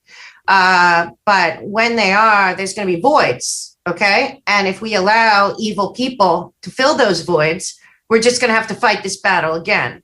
And I've been going around encouraging people to, with a lot of other great patriots, kind of in small places, Branson, Missouri, Columbus, Ohio, Tampa, wherever we've been going. And it just really encouraging people to look around their local area, start looking for leaders that you would encourage to get involved, people that are people of God and country and faith and justice and freedom, and that have proven themselves more likely in the business world or in doing a small business, or teachers that got out of the game when they realized it was rigged against the children, or the lawyers that couldn't practice law because they knew that there was no justice. And, we're really going to have to go back and really go down to the totally local level, reimagine, the big picture and scale back up. But, we really do have to find the leaders to fill the voids, so those voids don't get filled with, another round of evil. But I just wanted to jump in and say, it's not a lie that there's the white hats out there that are working for us, and they're worldwide, and they know what's going on. And I'm not giving dates. I'm not that kind of person. What I am telling you is they have all this evidence. They really do. And Trump is going to come out soon. And it's going to be a real awakening when people hear what really happened with the COVID and all of this and his choices he made. And I firmly believe he made two choices, and they both sucked. So, they're working on something that isn't out yet. And I believe a lot of good people, especially Ricky's had on a lot of the people that are involved behind the scenes, that have been tirelessly working on what is in this vaccine, what can we do about it, and also not letting the cabal and these demons know that they have something coming up the pike. So it's not hopium. I'm just telling you what I believe and what I know. And I still think God won a long time ago, and God's going to win this battle. But every single one of us have something to do on the ground in our backyards, and, encourage good people to get involved, because they never had a chance before, and now they do. So that's my 2 cents on this. We're talking all doom and gloom, and it is awful and it's disgusting. But I'm telling you, justice will come. I really believe this. I know it's hard to see, but I do believe this. Anyway, that's on the heels of that. I will say that in my position, I deal with a lot of people in a lot of different communities, and I've seen a lot more people becoming active to effect changes in their local environment. I'm not really a person who has confidence in the political process nor the courts. But I do have a bit more confidence in small local networks, and I am seeing a lot of movement. I'm seeing people who are organizing business network communities that are trying to trade with one another. I'm seeing people who are organizing in their neighborhood that they never bothered to organize with before. That, I think, is where I would put more confidence than larger disclosures. I agree. And I also think the old model, just to jump in, because I love what you're saying, and it's the most important part of this, of what we should be doing, I think, on a mass scale as humans that are awake, is these businesses, like all the ones that stayed open during the greatest crime against humanity, are done. Mm-hmm. This is going, this whole model of these giant corporate, they overplayed their hand. I'm telling you that what we need to do, like you're saying, first of all, we should anyone that was ever interested in farming should get into it. And then there's other things. Were you interested in a local business? We need to replace these big business, these big box stores, these, all we have to do is look at the last year and a half. We know. But honestly, I believe we have to make sure that we replace them with our local community. And I just think we have a real chance to replace the concept of Main Street all over America and reject these corporate demons and reject their crap that they're building with concentration camp victims in China and pretending they're not.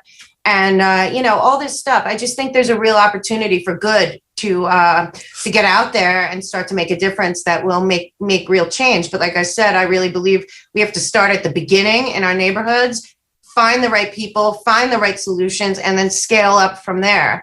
And everyone in America that's awake can play a part, because everyone has something to offer. So I love what you're saying, because that's really that's the key, I think, too. Yeah, hey, thanks, Ricky, for kind of getting me in here. Thanks, glad to be here. Mel, I don't see eye to eye with you on the hope stuff. I think changes have to be made on a individual level, based in morality.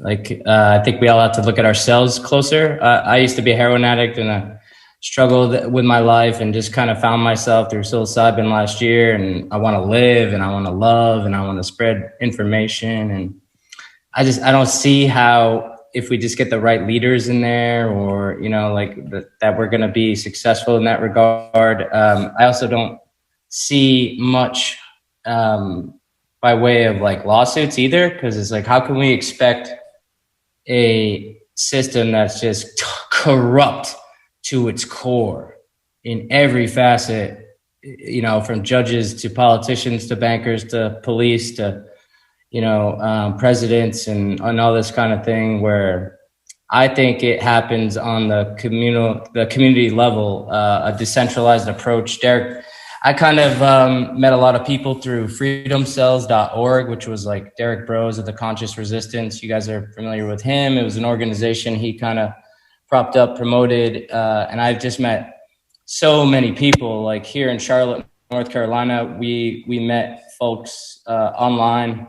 We met in person. We meet in person weekly now. We have 2 community gardens we're building here in Charlotte, where like we had a guy. I don't have any resources. Like I'm literally broadcasting from my friend's apartment.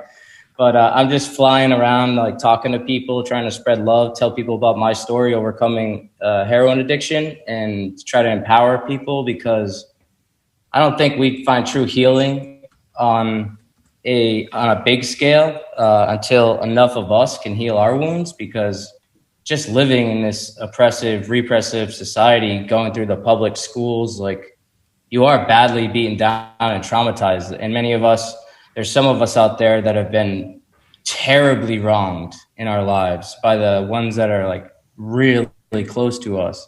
So we're carrying so much baggage that most of us are too damn busy in the world to even like take a second to stop and just take a breath and address it. So there's a lot of like projecting going on out there. Like there's a lot of just wounds that need healing, but with all due respect, Mel. I just want to, because you're saying that, I just want to say, yeah, we all come from different backgrounds and have all of the different stuff. I got my own, believe me, the fact that I left Hollywood alive is a miracle and a gift from God. I did not belong getting out of there alive. with my life that I lived when I was in LA. But I will tell you one thing. I love the Constitution, and I love the Bill of Rights, and I love the Declaration of Independence. And I think that I don't believe in the political people we already have. What I'm saying is we need to find new people to, like you're talking about, in your community and your local. I'm saying we got to start small, find the right way to rebuild and build out. And that's got to be, I agree, on a very small scale. But of course, I believe this whole movement has been about going inside first. This is a spiritual battle. The spiritual war is real, and it's crazy. And the more you dig into it, the more clear it becomes. But my thing is, we have a structure that's set up for us by some brilliant people that they are trying to disparage. And I'm a big fan of the concept of the American Revolution 2.0. And, if you really look at what we have here with the Constitution, the Bill of Rights, the Declaration of Independence, and the Federalist Papers, the only institutions we really are supposed to have federally are the president, the vice president, a couple people who work for them, 538, I think, representatives, and the Supreme Court. Post office. Oh, right. Well, we don't know about them anymore, but I just want to say, I think we can get rid of 90% of the federal government and be way better off, and our futures and our children and everything else go back to the original documents, get rid of all of these DHS, CIA, Homeland Security. None of this is in the Constitution. Okay. None of this is all made up. None of all this stuff is, and I think we just need to go back to the Constitution, fire about 90% of the people that work for the government, and put the power back in the states and start there. And that's really what I believe more than anything else. And I 100% agree with you. I think there's going to also be a major trauma thing when a lot of the stuff about the kids comes out, because it's coming, and it's horrible, and it's way worse than most people think. And honestly, hundreds of millions of people have no idea. And but there's going to be a lot of people triggered that had trauma.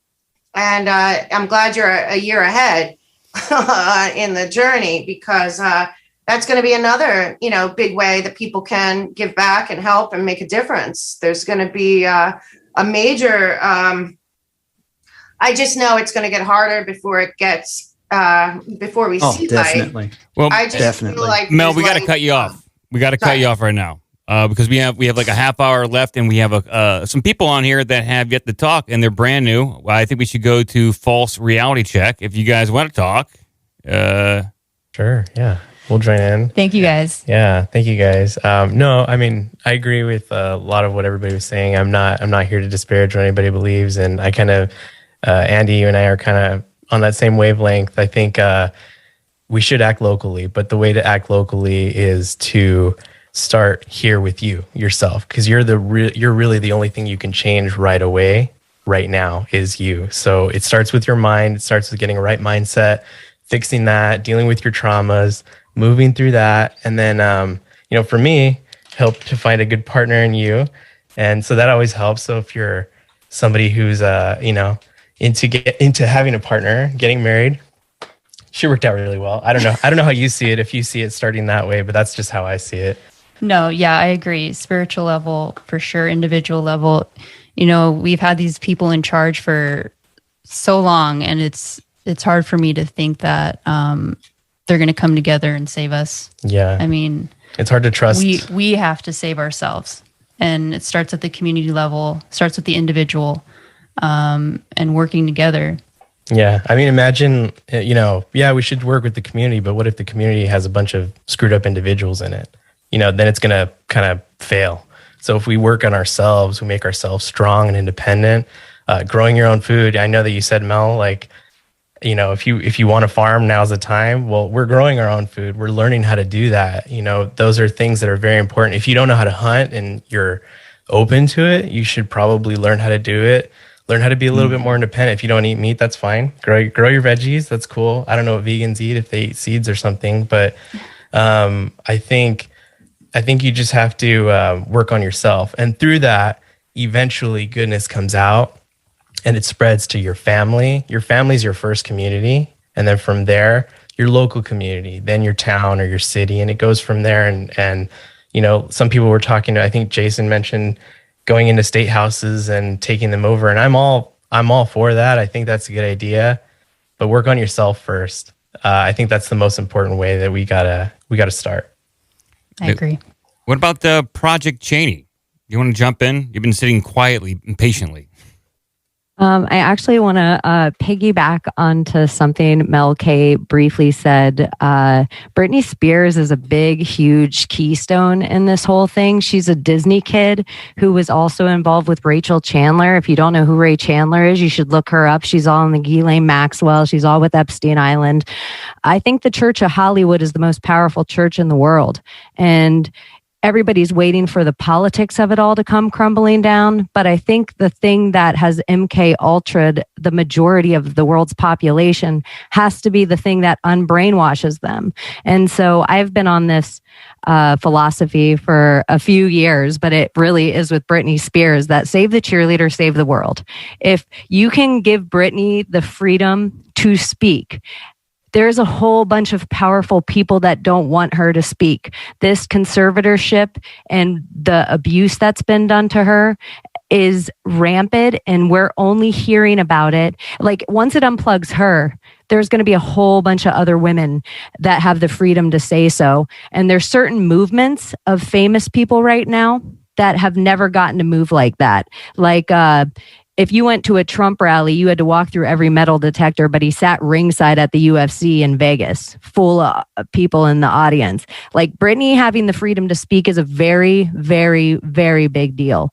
And she's all attached to Ghislaine, and that's still something that is just a quirk waiting to unplug. And it'll be like quicksand, like the fear of quicksand when we were children, but it'll be real. And people won't be able to grab on to anything around them because their idols are going to be the ones that fall. It's not going to be the creepy politicians that make people wake up. People are still letting people around Joe Biden and talk about ice cream. It's going to be the Hollywood people that make them wake up, when it's Ellen, when it's Oprah, when it's Tom Hanks and his plasma, to bring it all back around to this whole charade of COVID. It all started with Tom Hanks. So it's always these same people dictate our narrative. These same people are dancing about get your shot. These same people are like the first basketball players to shut down, that we all follow suit to shut our country down. This is your church. This is bigger than the cabal to me, is like when the Church of Hollywood comes crumbling down, that's when the world will be free. Chaney, that is such a good point. I didn't even think about that. That Hollywood entertainment is such a big part of people's lives, and the role models that, I don't see them as role models, but some people see them as role models, and they're being used as puppets to like deploy this information, this misinformation to people. Templates. It's all templates. They're all templates. And I love that. Most people, even in our circles, don't even know that MTV is operated out of a Masonic temple. You know, the very organization that made the moon landings cool and got everybody, you know, hip to intergalactic travel. We can't even get people to leave their couch. You know, we can't even get folks to get together to, you know, more than 10, 15 people to talk about freedom or to stand up for health freedom at some of these rallies. And MTV operated out of a Masonic temple. The mind control programming we've been obliterated with has just been fascinating to unwind. But like, I don't want to sit here and be like, yay, congratulations, thanks. These guys have done such a great job, because it's serious business and these are our lives, you know? You know, Disney is the MK Ultra programming for children, and NASA is MK Ultra programming for adults, in my humble and Nickelodeon. And if you look into Jamie Lynn Spears, there was all talks when she was a young child of being raped and impregnated by Dan Schneider, the guy who ran Nickelodeon. The Spears attached to everything. The tip of the Spears, the tip of the Britney Spears. We need Jamie Deluxe here. We're missing him. He'd be all up in this. Well, it's funny because Jamie Lee Spears just got, I guess that Britney went after her sister a little bit in some kind of a post or an open letter or something on Instagram as well. But I mean, I don't know, man. We'll see. I'd love to see Dan Schneider in prison as well. You can barely speak his name with the allegations there. I'm not holding my breath. I was pretty surprised when Weinstein went down and that they're going to bring him in. But again, you look at this whole Epstein case and even the revelations that came out. I mean, we got some documents this week. A lot of people don't know that, but there were some more documents that were released by a judge. The Vicky Ward podcast got some play, talked about Khashoggi, talked about another arms dealer from the 80s. I covered that as well. I thought that part was pretty important to kind of reinforce that this criminal network, especially because it's so obviously, an Anglo-American Israeli network, right? Like, for those that don't understand, Iran-Contra, the guns they got were bought by Israel from Czechoslovakia and Poland as that extra layer of plausible deniability before they were sent down to South America. So, when 600 million documents are still classified about Paperclip, when we couldn't get the truth about JFK, when I heard Greenwald just a couple weeks ago get asked about 9/11 and then reference JFK and the murders in the 60s and saying, hey, you kind of got to pick your hill to die on and your topics that you can discuss. I don't know how hopeful I am. We're about to run into that 20th anniversary of 9/11, guys, in less than 2 months. Who's talking about it? I'm barely talking about it, and I should be screaming and shouting about it. There's like one panel and 4 people that are trying to put together a protest in DC. I know. And that's like it. I know. That's it. And, in a way, it kind of breaks my heart. And I don't say that I've given up on that issue because, again, that's an integral issue. I happen to have the current zombie in chief on camera talking about covering up $100,000 wire to Muhammad Atta a week before the attacks from Pakistani intelligence, and no one will cover it. No one will touch it. I mean, I got Joe Biden on camera twice talking about classified money going to the main hijacker from Pakistani intelligence. We can't touch it. So, look, I have very, very little faith in big-time leaders. I have big faith in me and people like me that want to become big-time leaders in our small communities and get together with our family and friends and loved ones and fight back against these varied issues, because they're coming at us full force, man. This is it. This is the big show. So strap in and get ready. And if you don't think you're going to have to do your part other than podcasting, I know I'm going to have to do mine. I'll see how good I do it. I'm not that great. I'm hoping someone does it better. And that's kind of how I roll. I'm hoping. Steve's out there. Steve's going from city to city out there. I did a little traveling this year. I'll do more if I have to. But this is it. This is the big show. I mean, DC is still fenced in as of today. And yeah, the military's not everywhere out there. But I mean, what are they really protecting? Zombie Joe Biden's barely awake 4 hours a day. It's not like you got to, it's got like a crack team of fucking SEAL Team 6 to protect him. Give me a break. Steve, is it true the only reason you go to all these protests is because you try to get your Fitbit steps up? It's true. And I'm between Fitbits right now, so I'm a little disappointed because tomorrow I'll be in San Jose, California at the Peckham Federal Building at noon. Christopher Doyen, Commander X, unmasked member of Anonymous, was violently removed from his house in Mexico, getting his asylum rights violated in the process. He'll be having his first hearing tomorrow. It'll be by video, but we're going to meet in front of the courthouse for the optics anyway. Keith McHenry, the guy who co-founded Food Not Bombs, he'll be with me. My co-host on Slow News Day, Glory Jones, she'll be out there.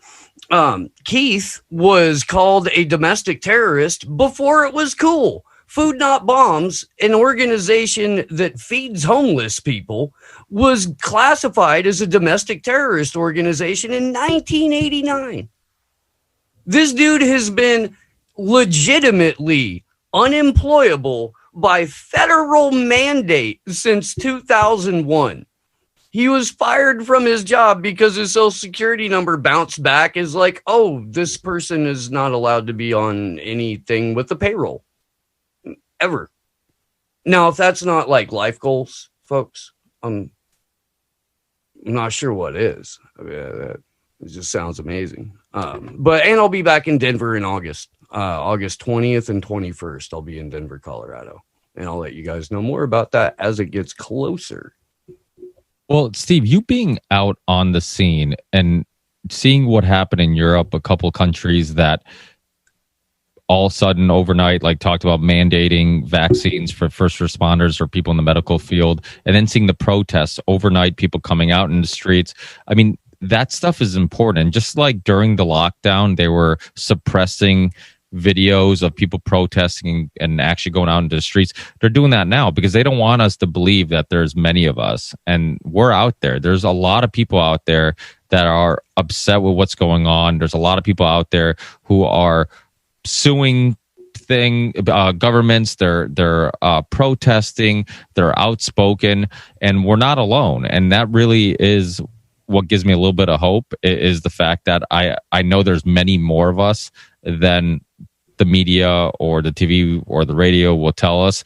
And we are out there, and we all do our little part. And it might be little, but if we all come together and speak up and say something. I mean, I know a lot of people kind of stray away from confrontation, but you have to speak out. You have to be honest about your opinions. You have to be just don't stray away from being honest. I mean, I feel like people are almost worried about saying they're not vaccinated now because they're worried about how people look at them. You know, it's like telling somebody you're uncircumcised. It's like, oh, I don't want to talk about it. You know, it's like it's weird. It's like it just people the peer pressure is real.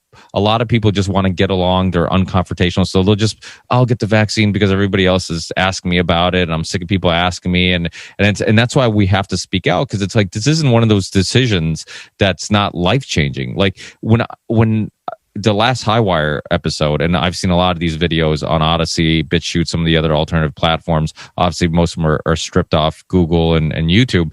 But when you see healthy young children harmed by the vaccine, that fucking pisses me off, because I've been saying this since the beginning of this whole scenario.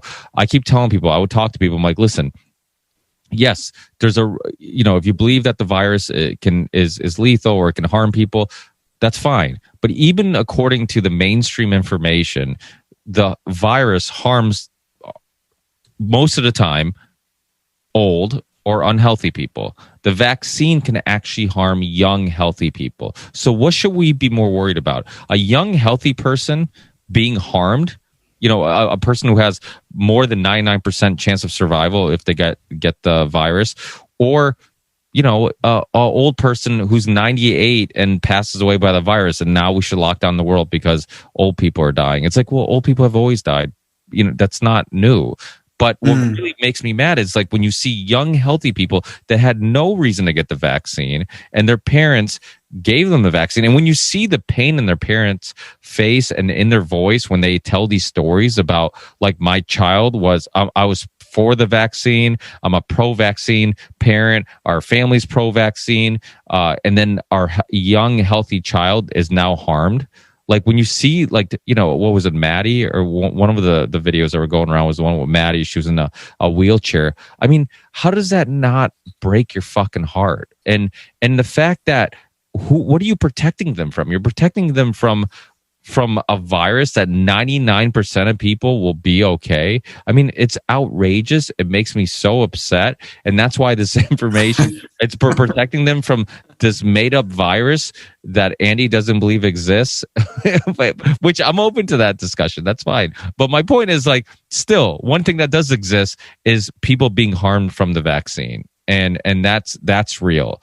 And when the numbers are bigger than what they realize. Way bigger. Way bigger. I mean, how many, like I was talking about the Facebook group. I mean, how many people I know, I mean, I don't know about your own personal experience. I know people in my life, people in my personal life, friends of the family members, friends of mine, just about, and I'm not exaggerating at all, probably 80 to 90% of people who've got the vaccine has had some type of, even if mild, some type of adverse reaction. Either like they've had some joint pain, or they got sick immediately after, or they've had some brain fog, or just weird things have happened to them where they haven't felt like themselves. That was admitted. I mean, that's the other thing. It was out there when they were doing the trials. Bill Gates couldn't even fight back his, again, fact check well, most of that's just pain right around the arm. They were saying 80+% had side effects and reactions by Moderna. In fact, so much so that while these things were going on, let's find this article. You had an American Medical Association, Sandra Freihofer, okay, basically warning people the side effects were so bad. They're so bad. It wasn't going to be a walk in the park, that after the first vaccination, it would be hard to convince people to come back for the second. So again, they warned us all, but again, that's not in the PR. It's not your vaccine won't be in the walk in the park. It's not a walk in the park. It's safe and effective.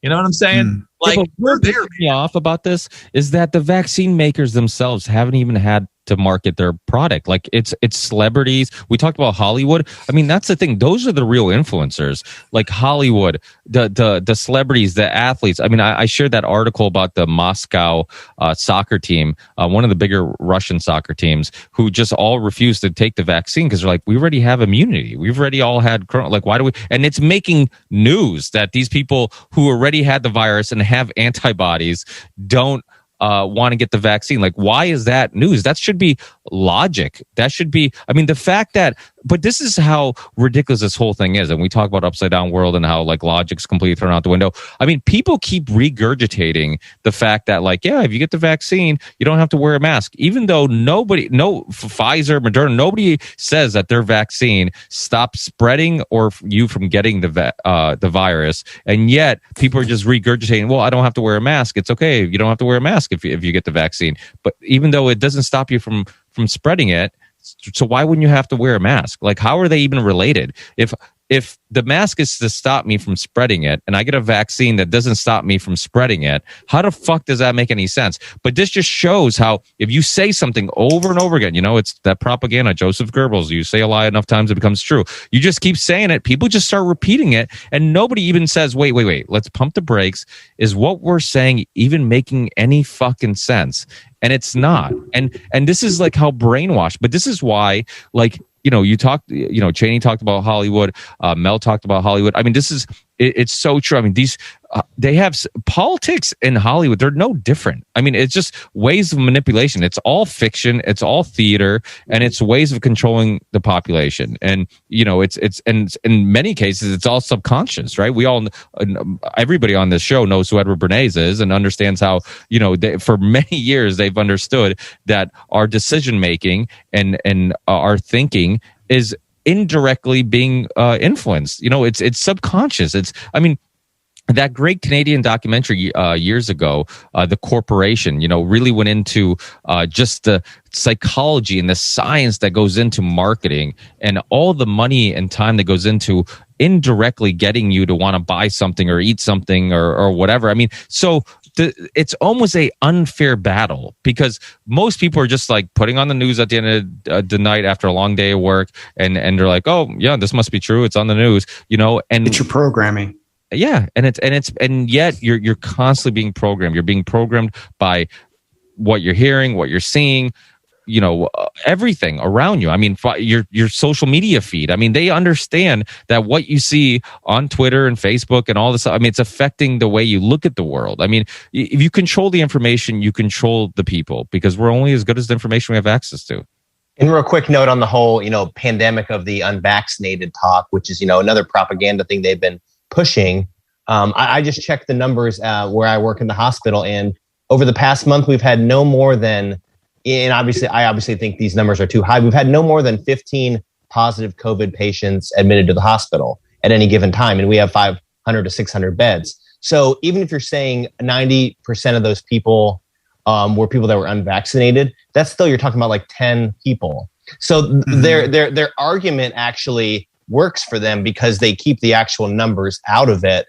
But the truth of it is that they could still be correct, and the number of people in the hospital for these positive tests are actually very, very, very low as well.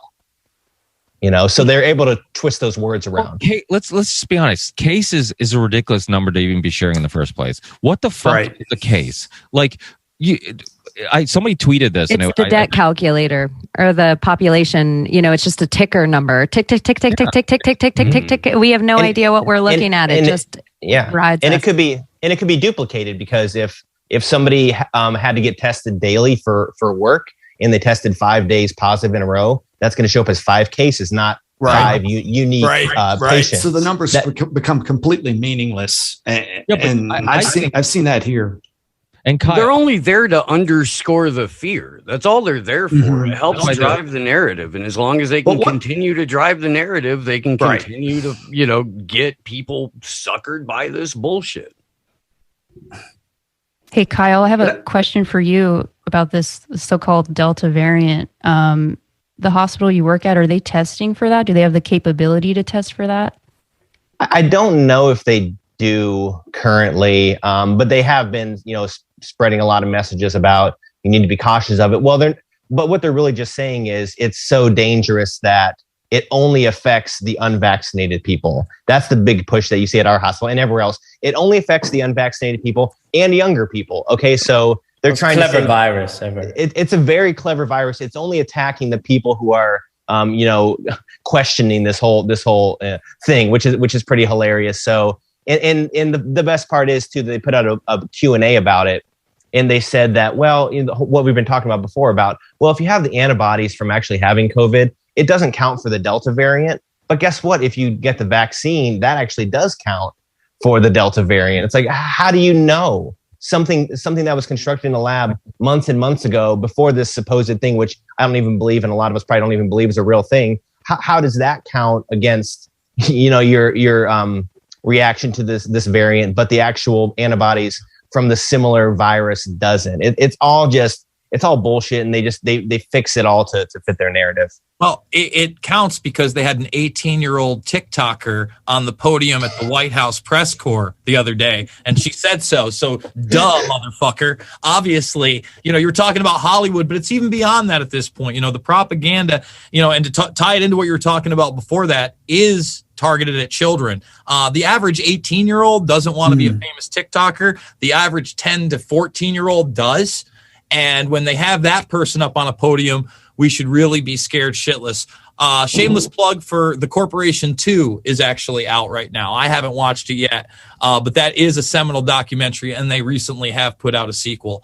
So I wanted to throw that out there before the end of this. And since we're wrapping it up, guys, I just want to say again, I'm going to be talking transhumanism big time, exclusively at Rockfin, a platform that actually empowers me with free speech instead of trying to enslave me through censorship. So shout out to Rockfin. Glad you're doing this, Ricky. Happy to be back on the Union of the Unwanted. Hey, thanks, Jason. And you said you'll be talking to Alex Jones. Alex Jones. We're going to have Alex Jones on the program talking about everything from the global police state into the transhumanist agenda. So buckle the fuck up. That's right. That's awesome. I can't wait to hear about gay turtles. But it was a joke. Frogs. Frogs. I forget. Turtles is next. No. The gay turtle agenda is something we don't talk about enough. Listen, he just got the documents about the gay turtles, and he found them because there's black helicopters above them. I'm kidding. Wasn't Donatello coming out in the next? That's what I thought it was. Black cruise. There really is a gay turtle agenda? I hope not. They're not gay. They're just They're teenage mutants. I was going to say, I'm surprised they haven't brought that up in one of the movies yet. No, number 3. I'm waiting. Was that the mutation? I don't understand. Hey, Jason, can I secret ooze? Jason, can I ask that when you get Alex Jones on, that you ask him how he goes from the answer to 1984 or 1776 to saying, "Give me martial law, give me Trump." Listen, man, I'll say this about Jones. When he called for martial law, I did videos on it.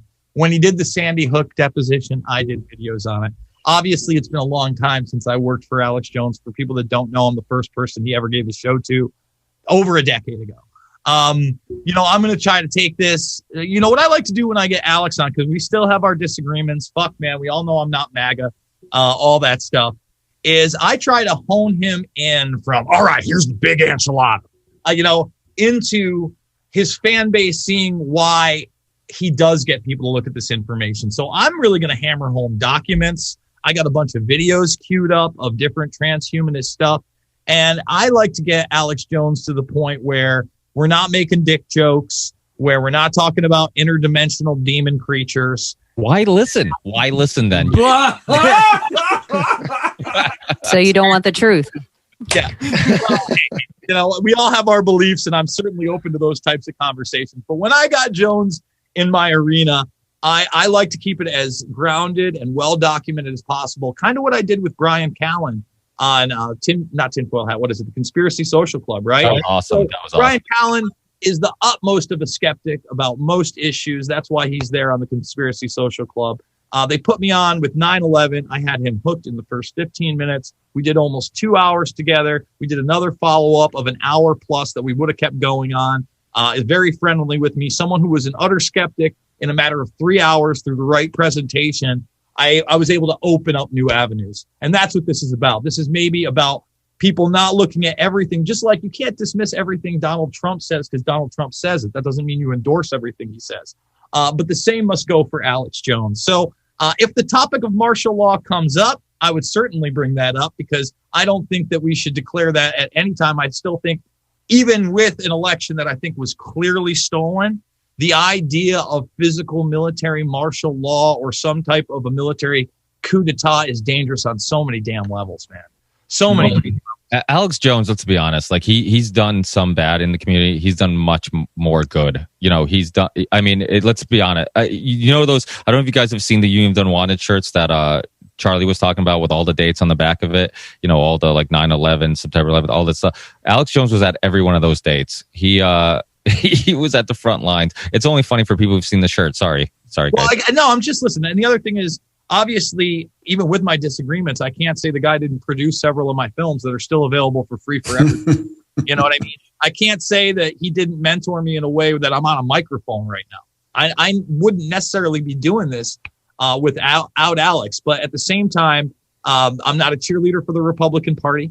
I was one of the first people to warn about Bill Barr, and he wasn't coming to fucking save you, and you better watch your ass with him. And quite frankly, if I was to, project a suspect for the murder of Epstein, the number one fucking suspect is Bill Barr, the guy that's laughing it up about his suicide with a ABC anchorman on television when he's asked whether or not they can guarantee that Ghislaine Maxwell will still be alive.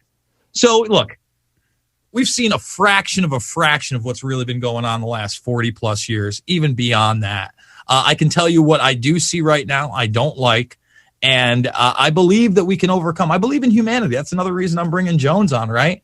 We're unique beings. And this to me is a transhumanist agenda, and love the guy or hate the guy. I don't think he wants a brain chip. And I don't think that he wants an automation nation. I got so many people. For instance, I challenged any blue check mark to come on when they were recently calling for his arrest on January 6th, for January 6th. I think like a month ago, started making headlines again. Oh, he instigated it. I didn't get any blue check marks or mainstream media or big people that wanted to take me on. I did get the crowd that's like, he's a Mossad agent. He's a Jesuit agent. He's an FBI operative. He's controlled opposition. And look, Jones has this problem. A lot of guys that are connected to him or work for him end up being fucking FBI informants. Like Joe Biggs. I don't know Joe personally. I don't know the situation. That's out there. But to me, at least my personal interactions with the guy, that's not who I see. I think he's a part showman. I think he gets things wrong. I think that he's had some mea culpas, but overall, just like Ricky said, I think he's done a lot more positive than negative. And if you can't stand up for having InfoWars as an entity of free speech in this country, you're not going to be able to stand up for anybody.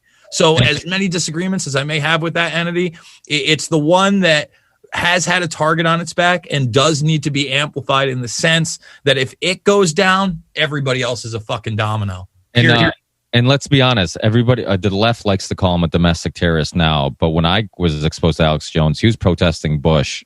And so they wouldn't have been calling him a domestic terrorist then. So, right. But guys, the benefit of making it this long is that we let you plug your show. So plug away, guys.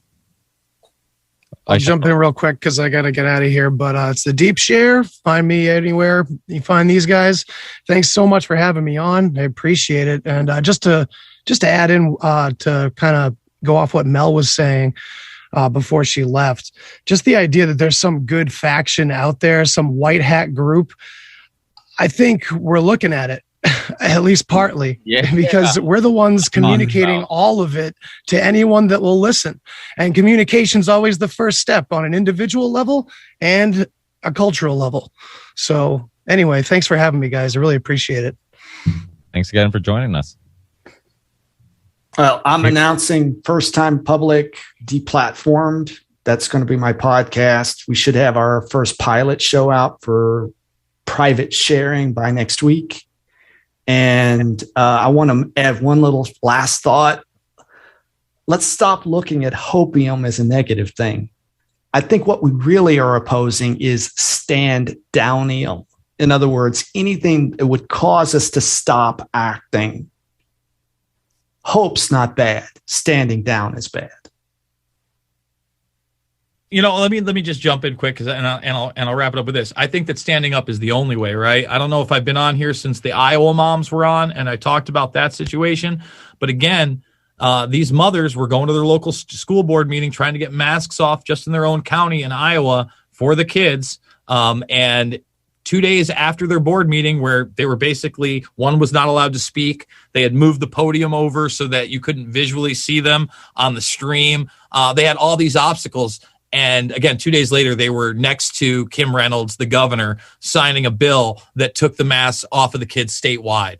So that's the type of hopium I'm into. Just not anonymous message board stuff. I mean, you got to make your own hope. You got to, like you were saying, you got to choose your own destiny. Who are you in the morning? How can you improve on you? I got a lot of problems. I try to keep them in check and push forward. And it's really up to you to motivate yourself and realize that this agenda is real. And there are multiple ways that you can push back aside from a digital realm, right? The 9/11 Commission report was because of 4 widows. You know, I mean, so yeah, I mean, having hope, we can make a difference. So, who wants to go next? I'll jump in. You can find just about everything that we do at slownewsdayshow.com. Please check us out on the Rockfin. That's rockfin.com/slownewsday. We've got a ton of killer shows coming up. If you're anywhere near San Jose tomorrow, come downtown, 280 South 1st Street, Peckham Building. We'll be there at noon. August is just going to be nuts for us, and I'll be documenting like cabin builds and the starting process of the studio build, and that whole thing is going to be available to anybody who wants to learn how to build themselves a livable, comfortable house off grid. I guess we'll go next. We are False Reality Check, a husband and wife duo that we're trying to make our way out of the city, move to greener pastures, and we started a podcast just to go along with that. So we appreciate the invite, Ricky. You can email us at frcpodcast@protonmail.com. If any of you want to come on, we'd love to have you on and talk about anything. We're on Twitter at FRCPod, and we're on Gab and Float at False Reality Check as well. So thank you again for the invite. Yeah, thank you, everyone. All you guys are heavy hitters, and we follow all of you pretty closely, so it's pretty awesome to be a part of this. Big fans of you guys. Thank you. Yeah, I guess I'll go. Go ahead. My name's Andy Gerard. My podcast is called Go Within to Get Out. It's on YouTube, Odyssey. You can find me on Float as well, Facebook. I'm at Andy Gerard. Twitter, I am at Andy Gerard, and I started another Twitter for geoengineering. I started looking at the trails in the sky, and that was kind of what really pissed me off more than anything. I was like, man, these fuckers are treating us like goddamn rats in here.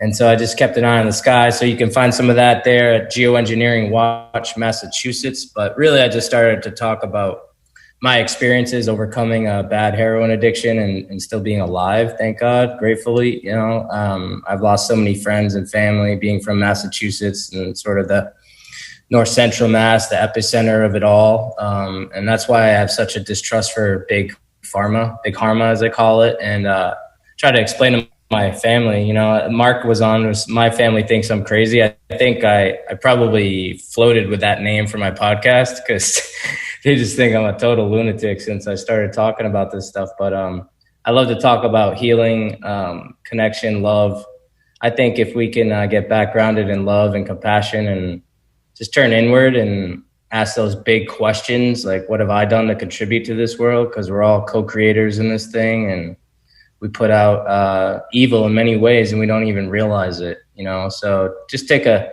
big, long look in the mirror, take a deep breath, because it's going to hurt.